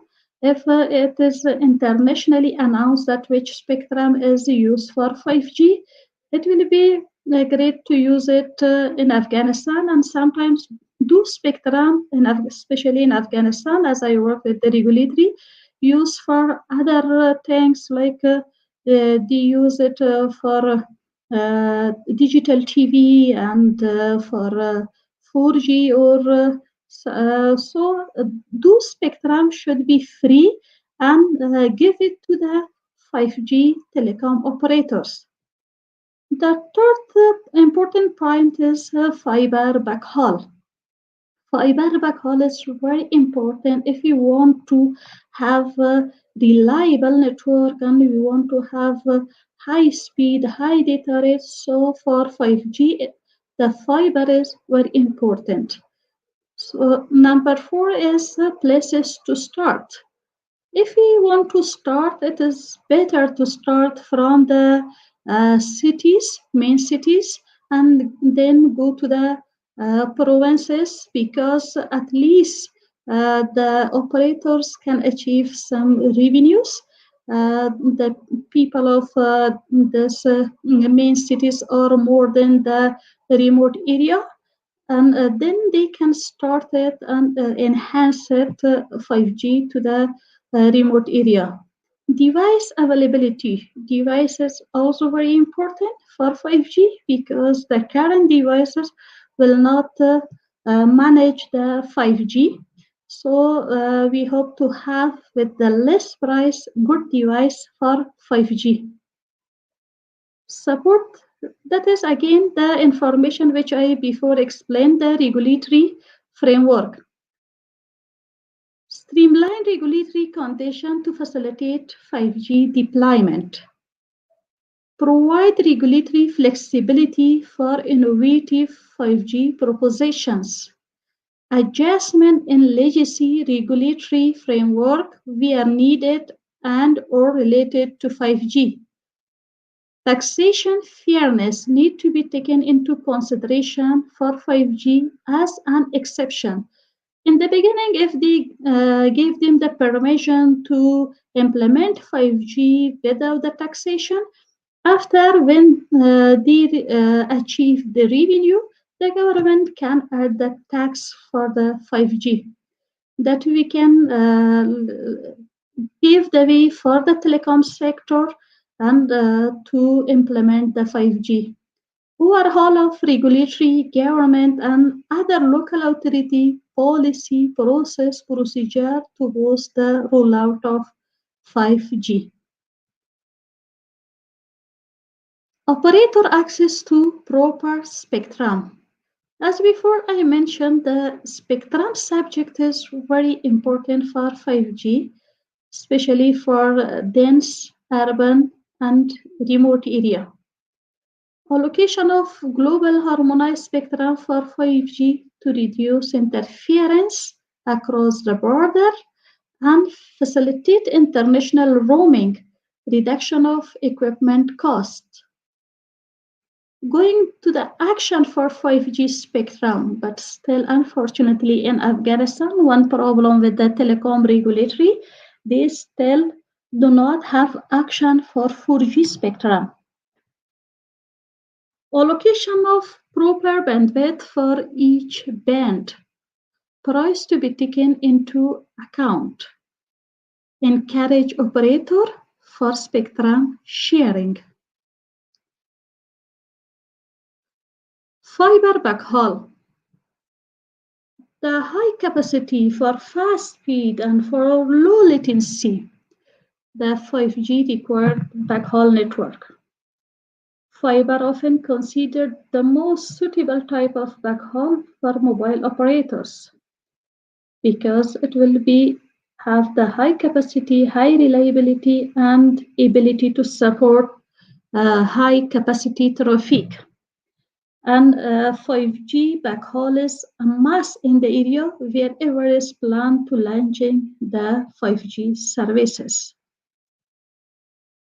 Place to take startup. As before I mentioned in this step, the 5G deployment focus on density, populated urban centers and cities. Because the MNO also have the cost, MNOs, mobile network operators, also have the cost for the 5G. But in the beginning, if they have launched it in the cities, they will achieve their revenue and they can extend in the remote area.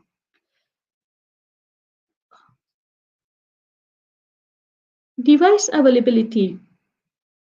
Device is very important.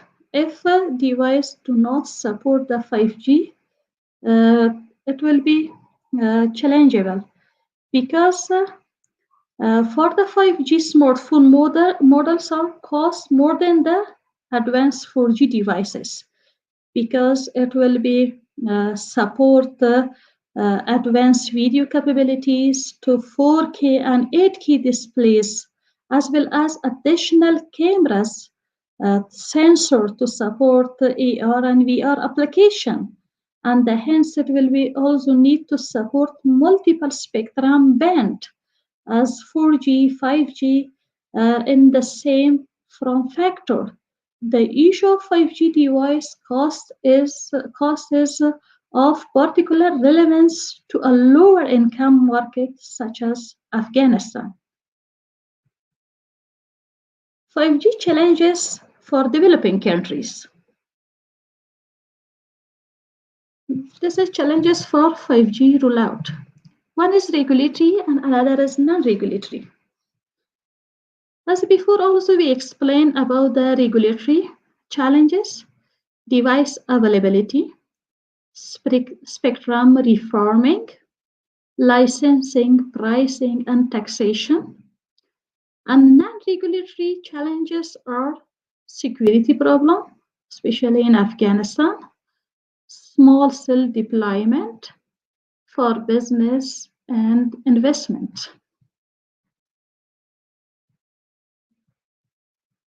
In the conclusion, The fifth generation is a new technology and needed to be launched in developing countries. This my suggestion is also before when I was in the regulatory authority, I had decision to implement on time the 5G as other country also newly start this one. But unfortunately, on move to another sector, so now I am not involved more for the implementation.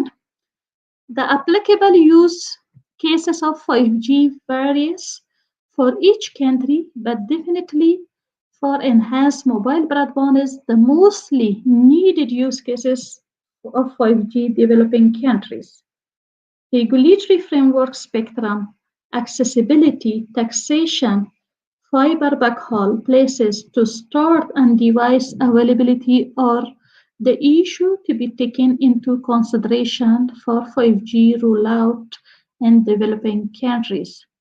In addition to above mentioned issue, security is also one of the topmost and important topics to be taken into consideration for 5G rollout in Afghanistan. Small cell deployment and investment are two more challenges for 5G rollout in Afghanistan, which is out of regulatory scope. But we hope that one day we launch the 5G in Afghanistan and we implement the 5G in Afghanistan and to use and to have the high data rate and we can use the machine type communication. We can use it for IoTs, for artificial intelligence. All these technology need the high data rate. Thank you very much. If you have any question, I am ready to answer.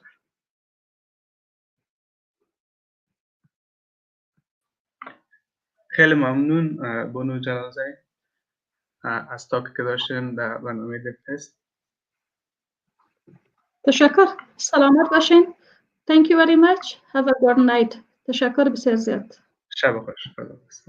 شب شما خوش. خداحافظ. نیاز محمد خیری هستم، ارگانایزر GDG بلخ. فعلا نوبت به آخرین چالش ما رسیده که من کد بر اشتراک میگذارم و کسایی که آنلاین هستن میتونن که جوابای خود ارائه کنن.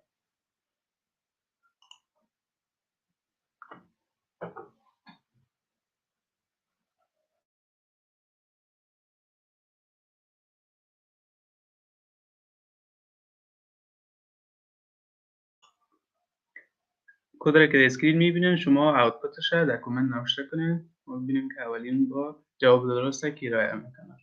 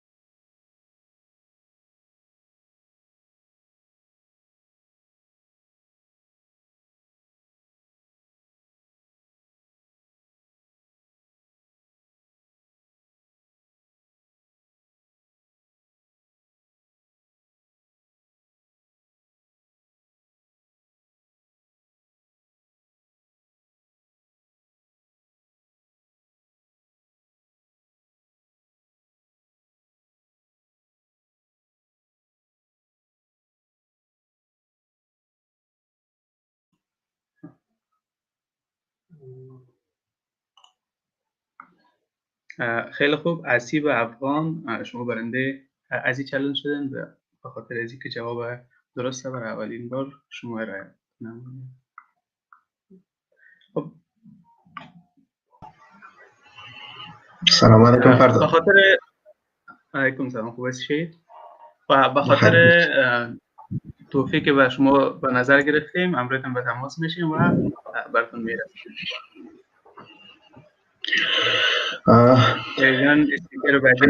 ضرورت معرفی باشه. من یکی از ارگانایزرهای GDG بلخ هستم. تشکر از فرزاد جان که چالش کردن، راهنمایی کردن. دیگه من فعلا از پوپال عبدالرحمن پوپال دعوت میکنم که بیاین لیسانه. عبدالرحمن سلام عبدالرحمن. فکر کنم مایک دافع ثبت رحم. سلام، تشکر شریف جان. خوب هستی؟ صحت سلامت؟ خوش آمدی به برنامه. بله. انشاءالله که سر حال باشی. عزیزای دل، عبدالرحمن درباره فلاتر امرویتان حرف میزنه.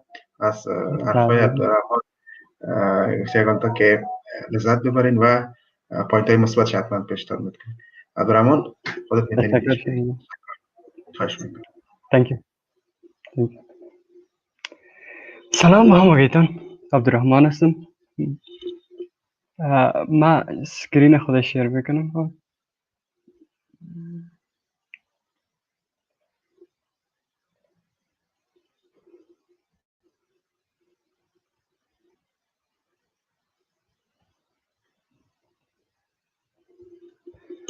خب امروز موضوع ما درباره فلاتر استیت منیجمنت است و ما عبدالرحمن بوپل، موبایل اپلیکیشن دیولپر در سرویس و کوارگانایزر در GDG کابل هستم. خب امروز ما درباره چند چیز گپ میزنم. اول چرا استیت منیجمنت، دوم استیت منیجمنت چند دیمو اپلیکیشن براتون نشان میدم و بعد از او how to learn flutter state management، چه قسم میتونیم flutter state management را یاد بگیریم. خب برای اینا که در فلاتر نوسته برایشان سوال میشه که فلاتر چیست.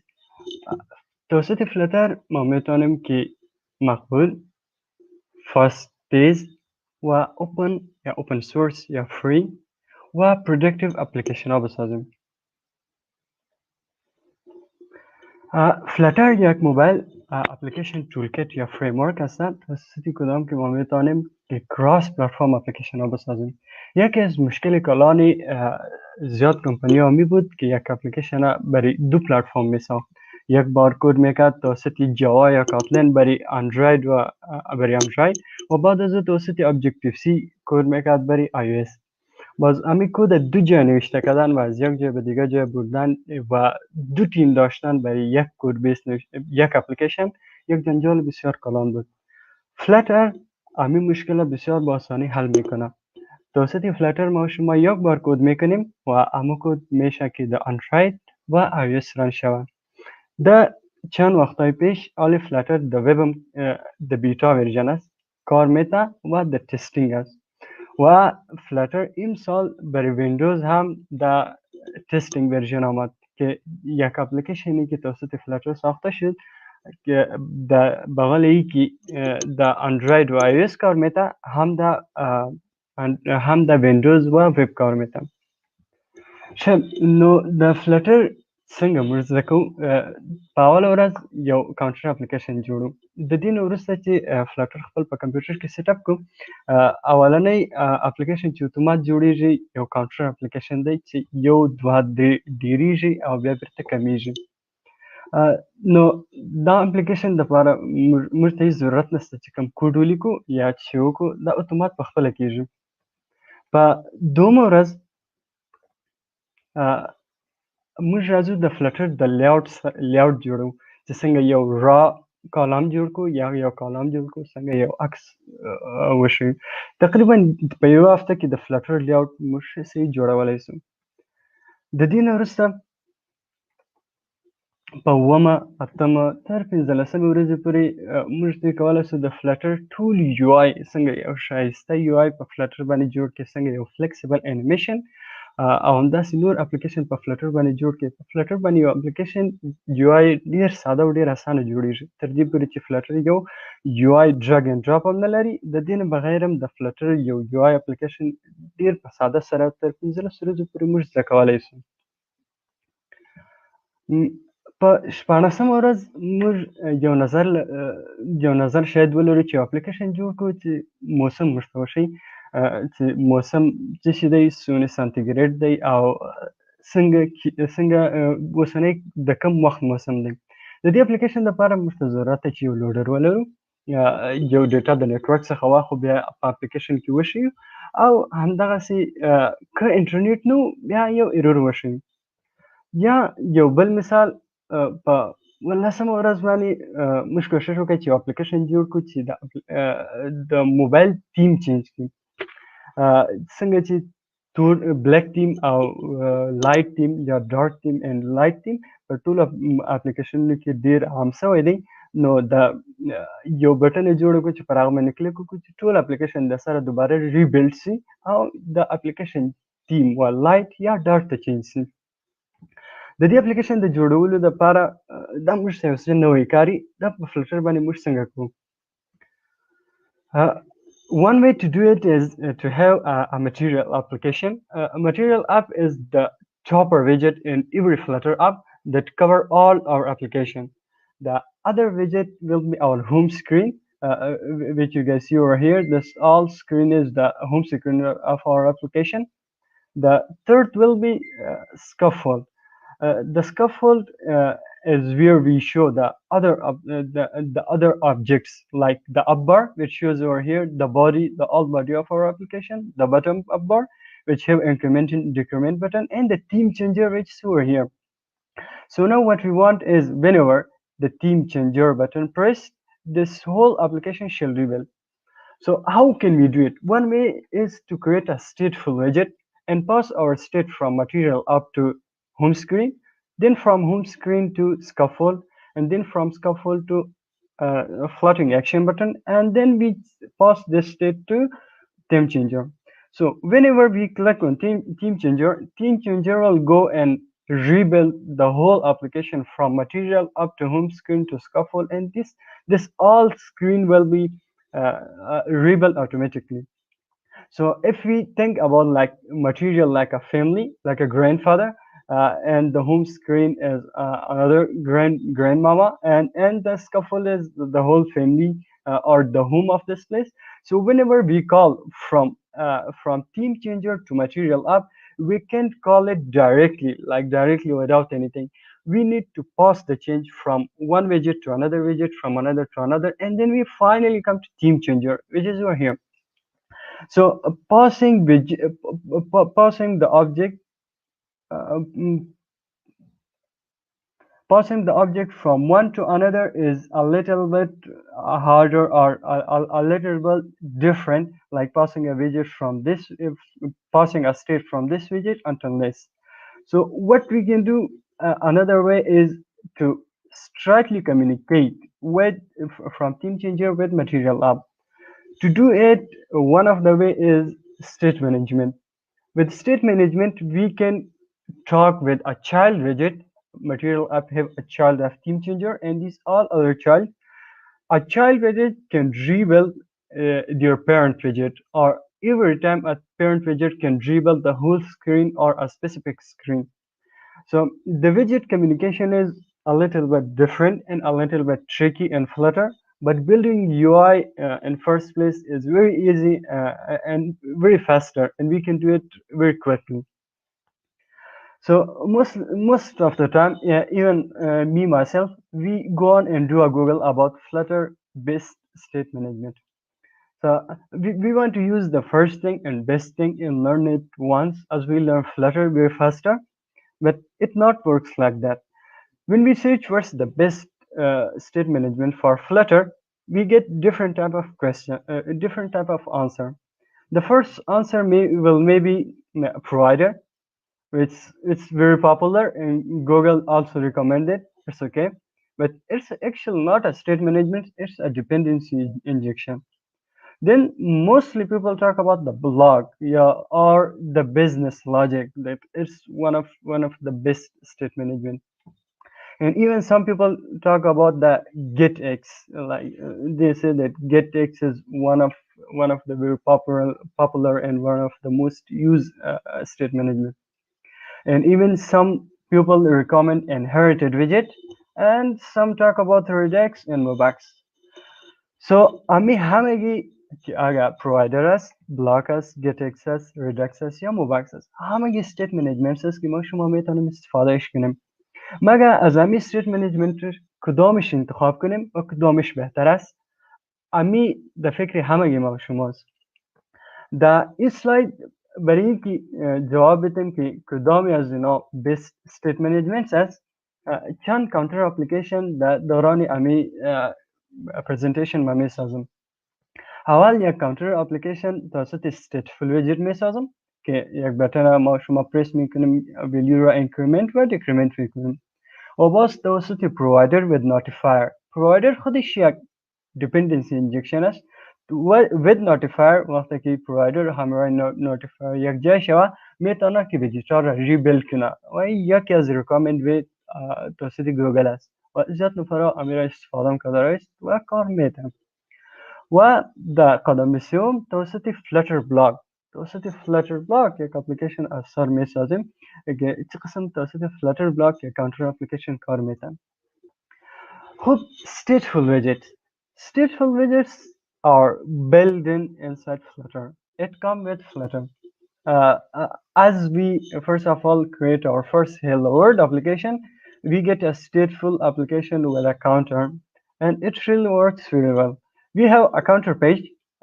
A counter page will be extended from a stateful widget, and this stateful widget will have create a state of counter page state. Then counter page state will be another widget, which will have an integer of counter, and then every time we call the method of set state, it will rebuild the whole application. The whole the whole build method will be called. One of the pros of stateful widget is that it's very easy and it can be implemented within a small widget, within a small widget of our application, and it's great, but it's not good for very big application because every time you call set state, it creates the whole app from start to end.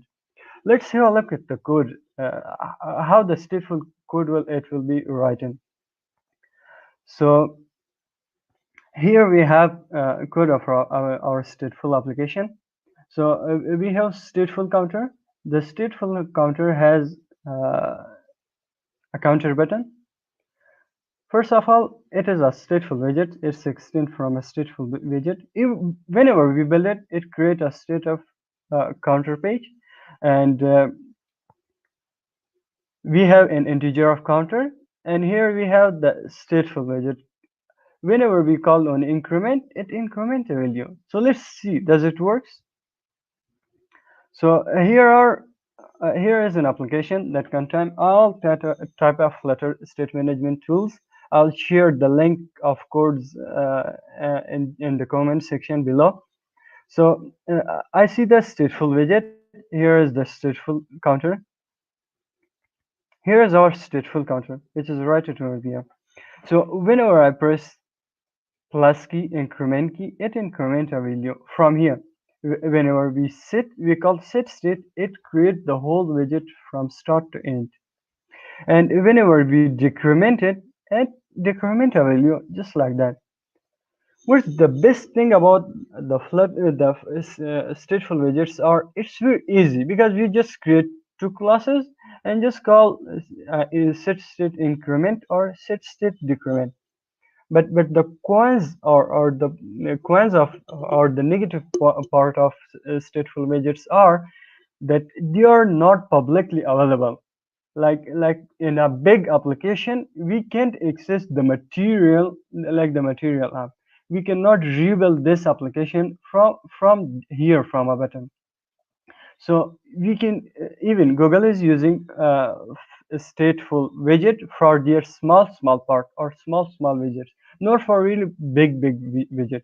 So my recommendation is that stateful widgets are great, but stateful widget are only great for a small part or for a small application. So yeah, stateful widget is a very good option for a small application. Here's another way of state managing state. It's provider with notifier. So how it works? First of all, we create a class of counter and then have a value of count. The good thing about provider is that it's very basic and very easy to understand. We have only a class counter with change notifier. Whenever we call increment, we say notify listener. The notify listener rebuild our widgets. So then we have then we wrap our material up with multi-provider. The multi-provider provide the counter block to the home page. And then in our home page, whenever we want to show the counter text, we call context.watch counter.count. And whenever we want to increment it, we call counter context.read counter and then increment it. So it really works, and it really works very great. Let's have a look at the project example of this. I will leave the code link in the section in the comment section below. So I have a repository by the name of state management counters and GitHub, and you guys can view it. So first of all, we create a counter class, and it extends from change notifier, and we have a count. Whenever we call increment, we increment the value and then notify the changes. So هر وقتی که ما از امی کلاس notify listener میگم، امی اتومات همگی ویجت را ریبیلد میکنه اصلا. و بعد از او امی کانتر ویجت به material app راب میکنم در multi provider و در multi provider change notifier counter را پاس میکنم. و در قدم سیوم ما میام context.watch counter.count که count برای ما نشان میدم. و وقتی که من میخوام increment کنم context.read was counter in incremented. So let's have a look at its example.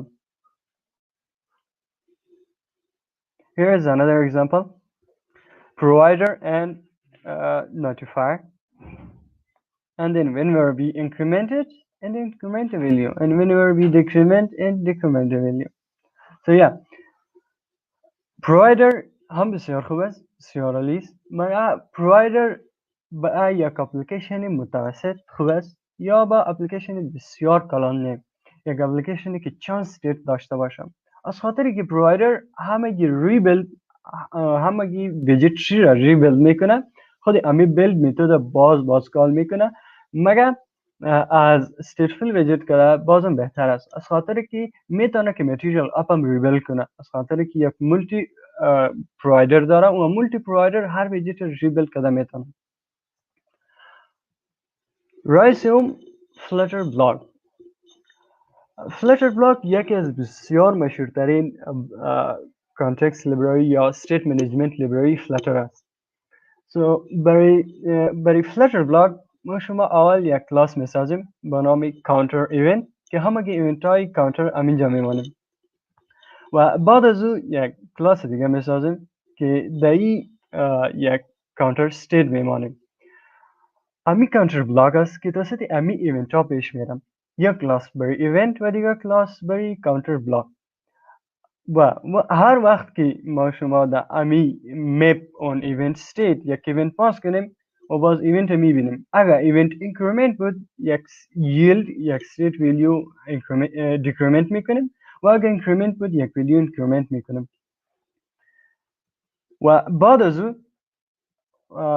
ماتریال اپی خود در مولتی بلاک پرووایدر راب میکنم و بعد از او توسط بلدر بلاک بلدر امی را باز ریبیلد میکنم. یکی از خوبی بلاک بلدر امی است که بلاک بلدر صرف امی یک ویجت ریبیلد میکنه، همگی ویجت را ریبیلد نمیکنه. و در قدم سوم هر وقت که بخوام یک ویلیو را اینکریمنت کنم counter context.block باز counter block dot add counter increment counter event dot increment کال میکنم. خب بیایم که کد اگزمپل امی را ببینیم.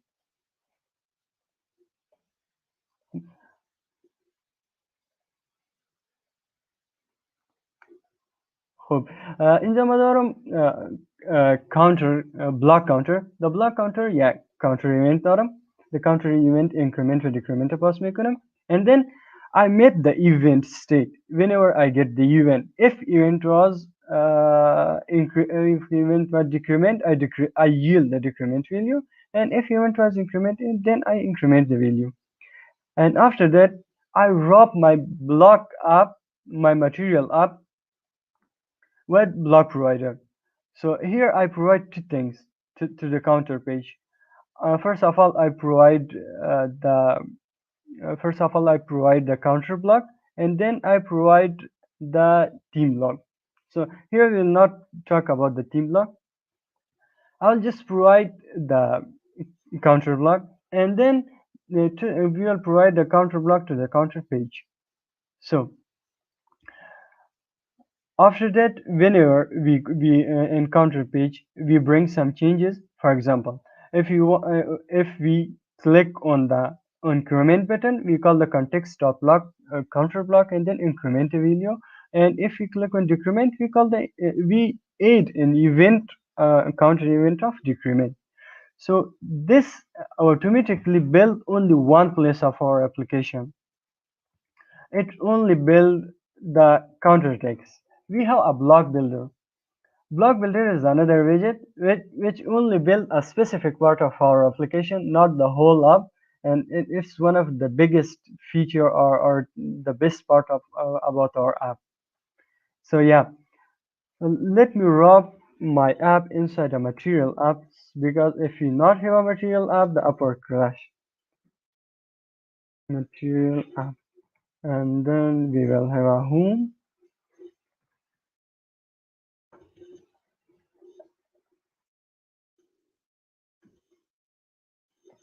So yeah, here is my block in Qubit. So whenever I click on increment, it increment a value, and whenever I click on decrement, it decrement a value. No, که موږ غواړو په خپل اپلیکیشن کې یو بل بټن ولرو، کله چې پر هغه بټن کلیک وکړو د ټول اپلیکیشن رنګ بلیک تیم یا لایټ تیم ته بدل شي. څنګه دا کولای شو؟ د دې لپاره چې د اپلیکیشن لپاره یو په اپلیکیشن کې یو بټن ولرو چې بلیک تیم یا لایټ تیم ته بدل کړو، راځو د فلټر کیوبیټ څخه استفاده کوو. فلټر په اخره کې د بلاک پرسنګ کیوبیټ هم جوړ کړی دی، چې د کیوبیټ یو اسانه طریقه ده چې موږ کولی شو د واسطه فلټر بلاک ایونټس جوړ کړو. So here is my theme, the light theme and the dark theme. The light theme has their lightness, like I call it theme data and pulse brightness of light, and the dark theme has the brightness of dark. But I don't have any button over there to interact with. So then I have a function, the function called the emit. Emit is just like set state. It reveals only the widgets that depends on the theme qubit. So it revealed when the state brightness was dark, I change it to light theme, and if was light, I change it to dark theme. So it actually toggle or change theme from dark to light, from light to dark. So let's do a little bit coding stuff. Let me create a floating action button.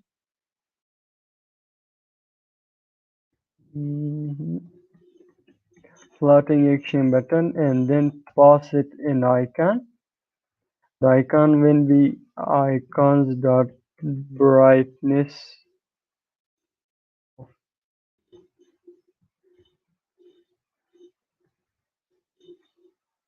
I'll need to pass it a child, and the child will be an icon.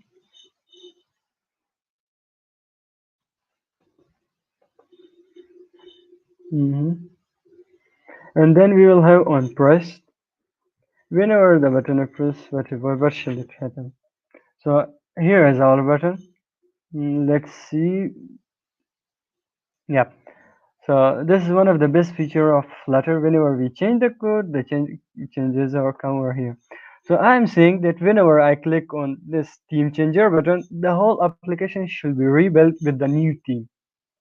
So where is my theme? My theme is actually stored inside the theme qubit. The block qubit is very easy way of implementing these things. So I call the block provider to provide this block to the whole widget tree, so the whole widget tree can use it. I create from that context the theme qubit.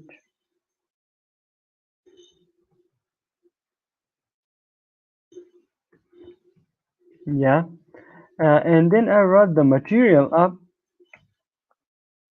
with another widget called block builder.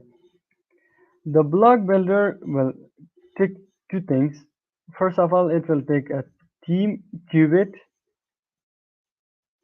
and then it will take team data, which is our response. The first will use our team qubit or whatever we have over here, and the second is team data over here. So then we have the builder over here.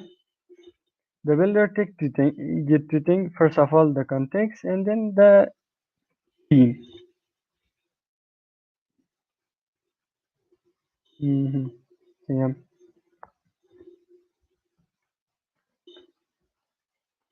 This is how it works. So let me change something. Give some commas to it to refactor it a little bit beautifully. So yeah, here it is. So now whenever I change the theme, it will rebuild the whole widget. So where shall I pass this theme? I want to pass this theme to the theme of app. So now this theme will pass to the material app. And whenever we refresh our app, it will rebuild the whole widget and show the new theme. But yet I didn't call the theme qubit. Let me call the theme qubit. So here I'll call context dot block of type theme qubit.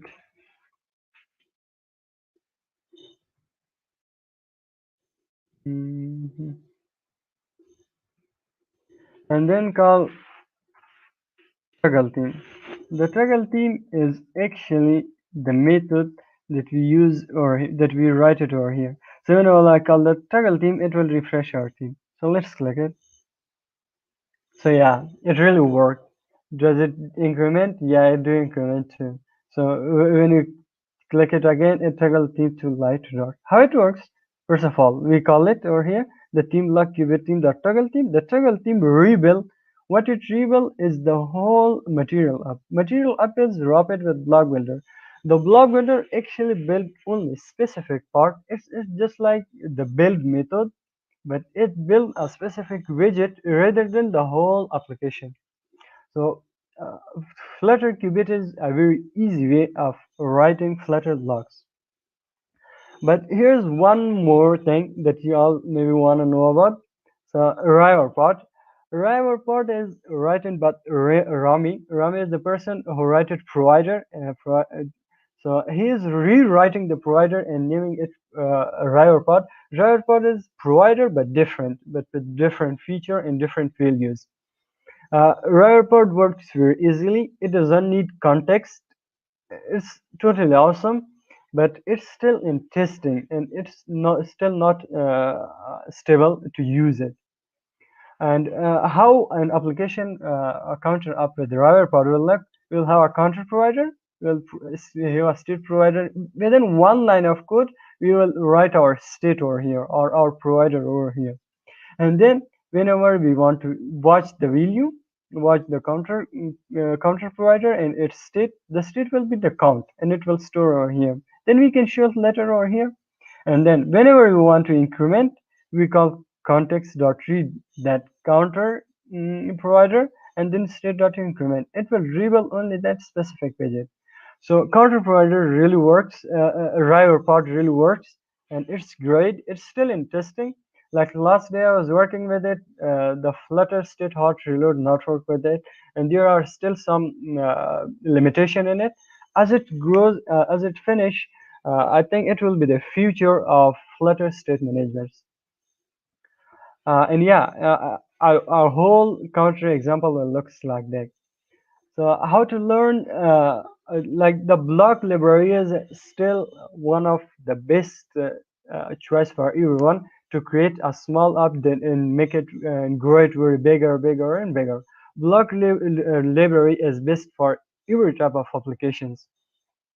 And if you want to see the code of the current counters that I've just built, you can have a look at state management counters from I'm Popal at GitHub. I have pushed all the codes of counters to my GitHub repository. No, څنګه Flutter block څنګه state management زده کو دا state management زده کولو لپاره اول کولای شئ چې how to learn Flutter زما یو مقاله ده چې ما په میډیم کې لیکلې ده تقریبا مخکې ورځ مې کتله تر 4,000 زیات لایک یې خوړلې دي او تقریبا 8,000 9,000 خلکو هغه مقاله ویلې ده او ګټه ترې ځینې اخیستې ده او کومک یې ورسره کړی دی. نو که غواړئ فلټر د ابتدا څخه زده کړئ هاو ټو لرن فلټر به ستاسو دپاره تر ټولو یو ښه مقاله وي چې لینک یې ستاسو سره په کومنټ کې هم شته.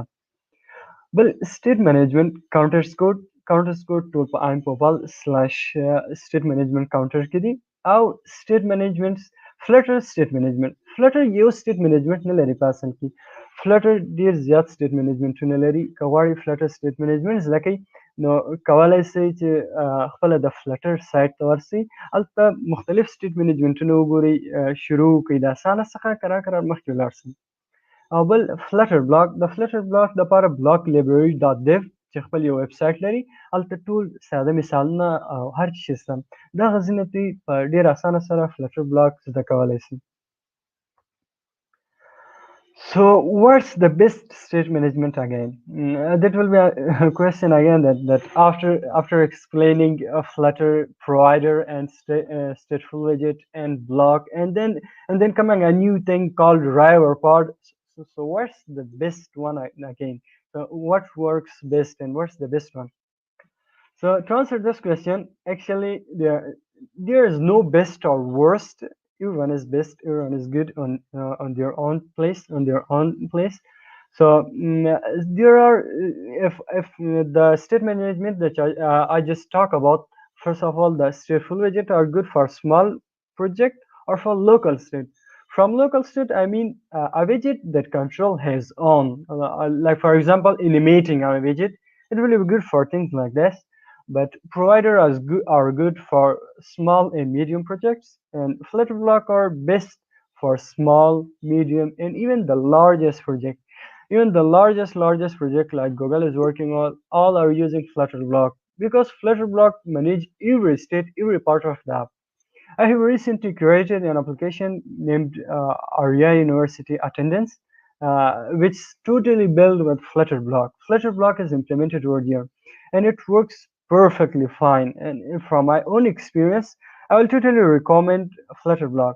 But first of all, you guys should go with first of all stateful widget, then provider, and then Flutter Block. And maybe who knows, the future will be brighter, and there will be an easy way than Flutter Block too. So how to learn state management again? So باید ضرورت نیست که روزی 15 یا روزی 16 یا روزی 20 سر فلاتر استیت منیجمنت کار شروع کنین. میتونین که از inherited widget شروع کنین روزی 30 یا یک مواد و بعد از او فلاتر پرووایدر یاد بگیرین و در قدم 30 فلاتر بلاک یاد بگیرین. اگر یک بار طرف جاینت کلاین 30 که فلاتر بلاک است برین که او بسیار سخت میشه برایتان، از خاطری که کانسپت های بسیار جدید است. یک قسم کانسپت نیست مثل دی جاوا، کاتلین یا دیگرها که است. یک ویجت دیگه ویجت مثل ماجیکلی بیلد میکنه فهمیده نمیشن و زیاد نفرا امی وقت میاد که فلاتر کویک میکنه که نمیفهمه که چه قسم از امی یک اپلیکیشن کلان استیت منیج کنه. خب رای خوب ترمی است که از inherited widget شروع کنین، از خاطری که provider خودش یک inherited widget است. inherited widget built in در هر فلاتر اپلیکیشن است و provider یک advanced library یا خودترین inherited widget است و فلاتر بلاک یک library بسیار کلان است که یک library fully functional برای state management است که او خودش هم provider برای dependency injection هم استفاده میکنه.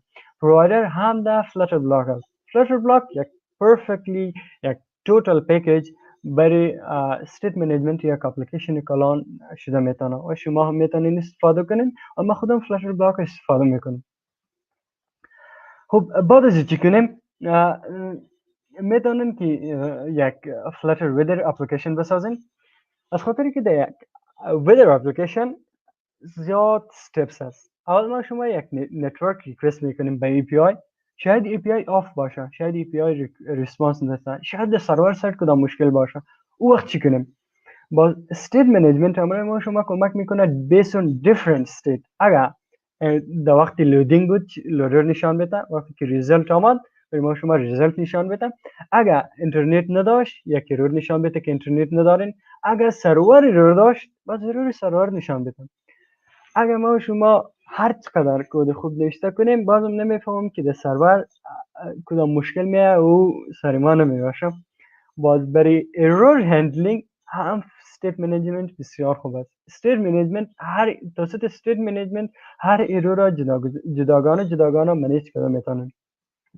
و کانتر اپلیکیشن اولین اپلیکیشن میتونن که شما سرشان کار کنین، از خاطر که کانتر اپلیکیشن ها بسیار ساده است. میتونین هر استیت منیجمنت اول در کانتر اپلیکیشن چک کنین، باز برین طرف اپلیکیشن های دیگه.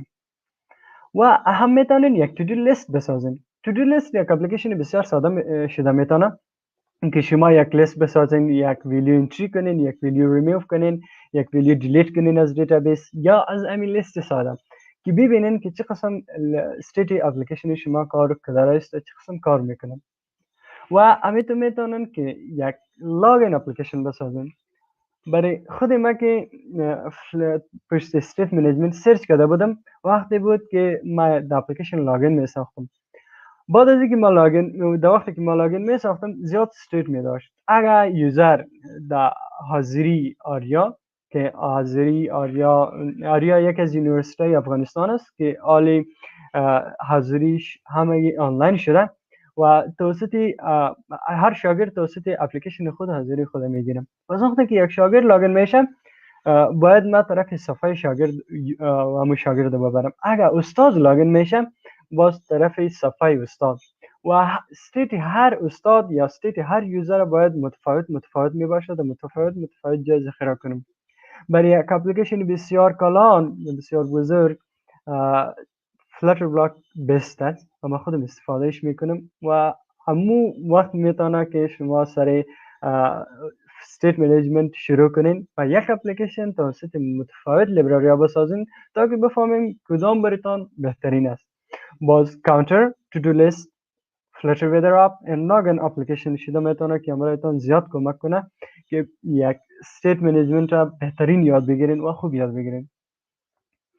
خب to summarize everything هر چیز سمری کنم یا state management building widgets based on state یه widget دوباره جوړ کو په وخت سره چې کله اپلیکیشن په کم حال کې د اپلیکیشن په وسنی حال باندې نو څنګه فلټر state management زده کو شروع کوي د inherited widget څخه بیا provider ځکه او بیا فلټر بلاک دین وروسته څه کولای شي یو کانټر اپلیکیشن جوړولای شي یو ټو ډو لیست جوړولای شي او یا یو نیوز لیست جوړولای شي چې د اپلیکیشن ستاسو سره ډیر زیات کومک کولای شي چې ته یو فلټر سټیټ منیجمنت ډیر په ساده ډول څخه زده کړې. په اخر کې مننه ستاسو د ټولو څخه. Thank you so much everyone. تشکر از همگیتان از وقتتان.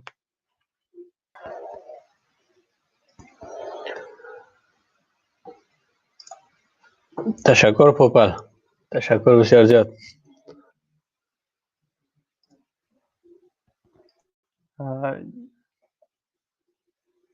تشکر استاد.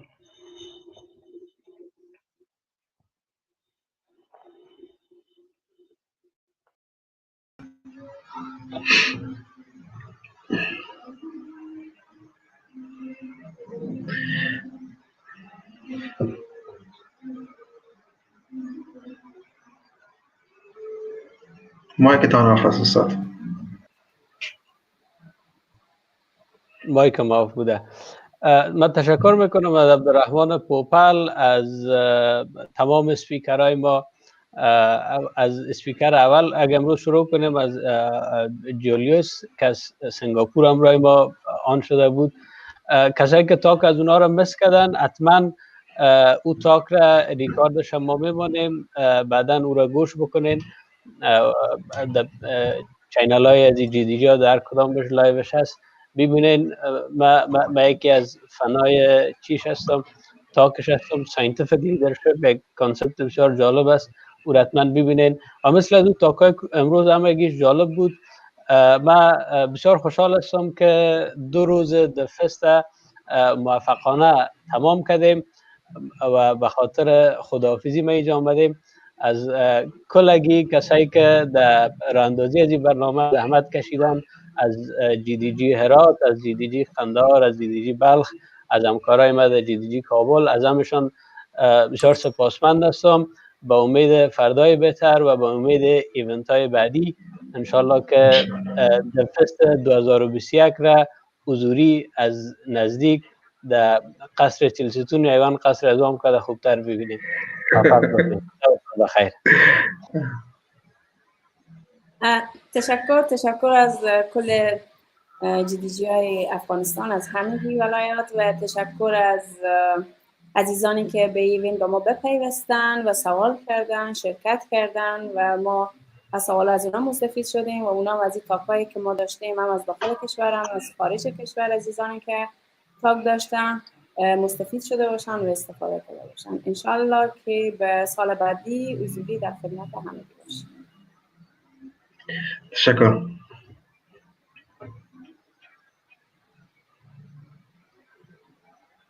کسی چیزی گفتنی ندارم؟ سامی. تشکر از همکارایی که در راندازی برنامه هم را همکاری کردن. تشکر از اسپیکرها و افراد مطرحی که آمدن در برنامه صحبت داشتن و در مورد بخش‌های جالب و دانستنی آمدن، حرفای خیلی مفید ارائه کردن و مبارک باشه برای کسایی که جایزه را برنده شدن و چالش ها را حل کردن.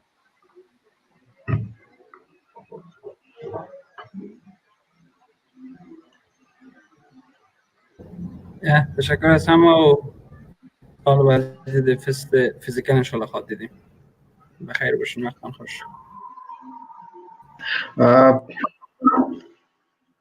نجوا جان خودت گپ بزن. زنده باشید. تشکر میکنم از همگی که همراه ما جان کردن. امیدوارم برنامه خوب بوده باشه به همگی. اوقات شب و روز همتون بخیر. خدا نگهدارتون. تشکر از تمام کسایی که همراه ما بودن و کسایی همکارایی که همراه ما بودن، استاد جاوید، استاد فوزیه، نجلا، سمی، نیاز و کسایی که آنلاین نیستن.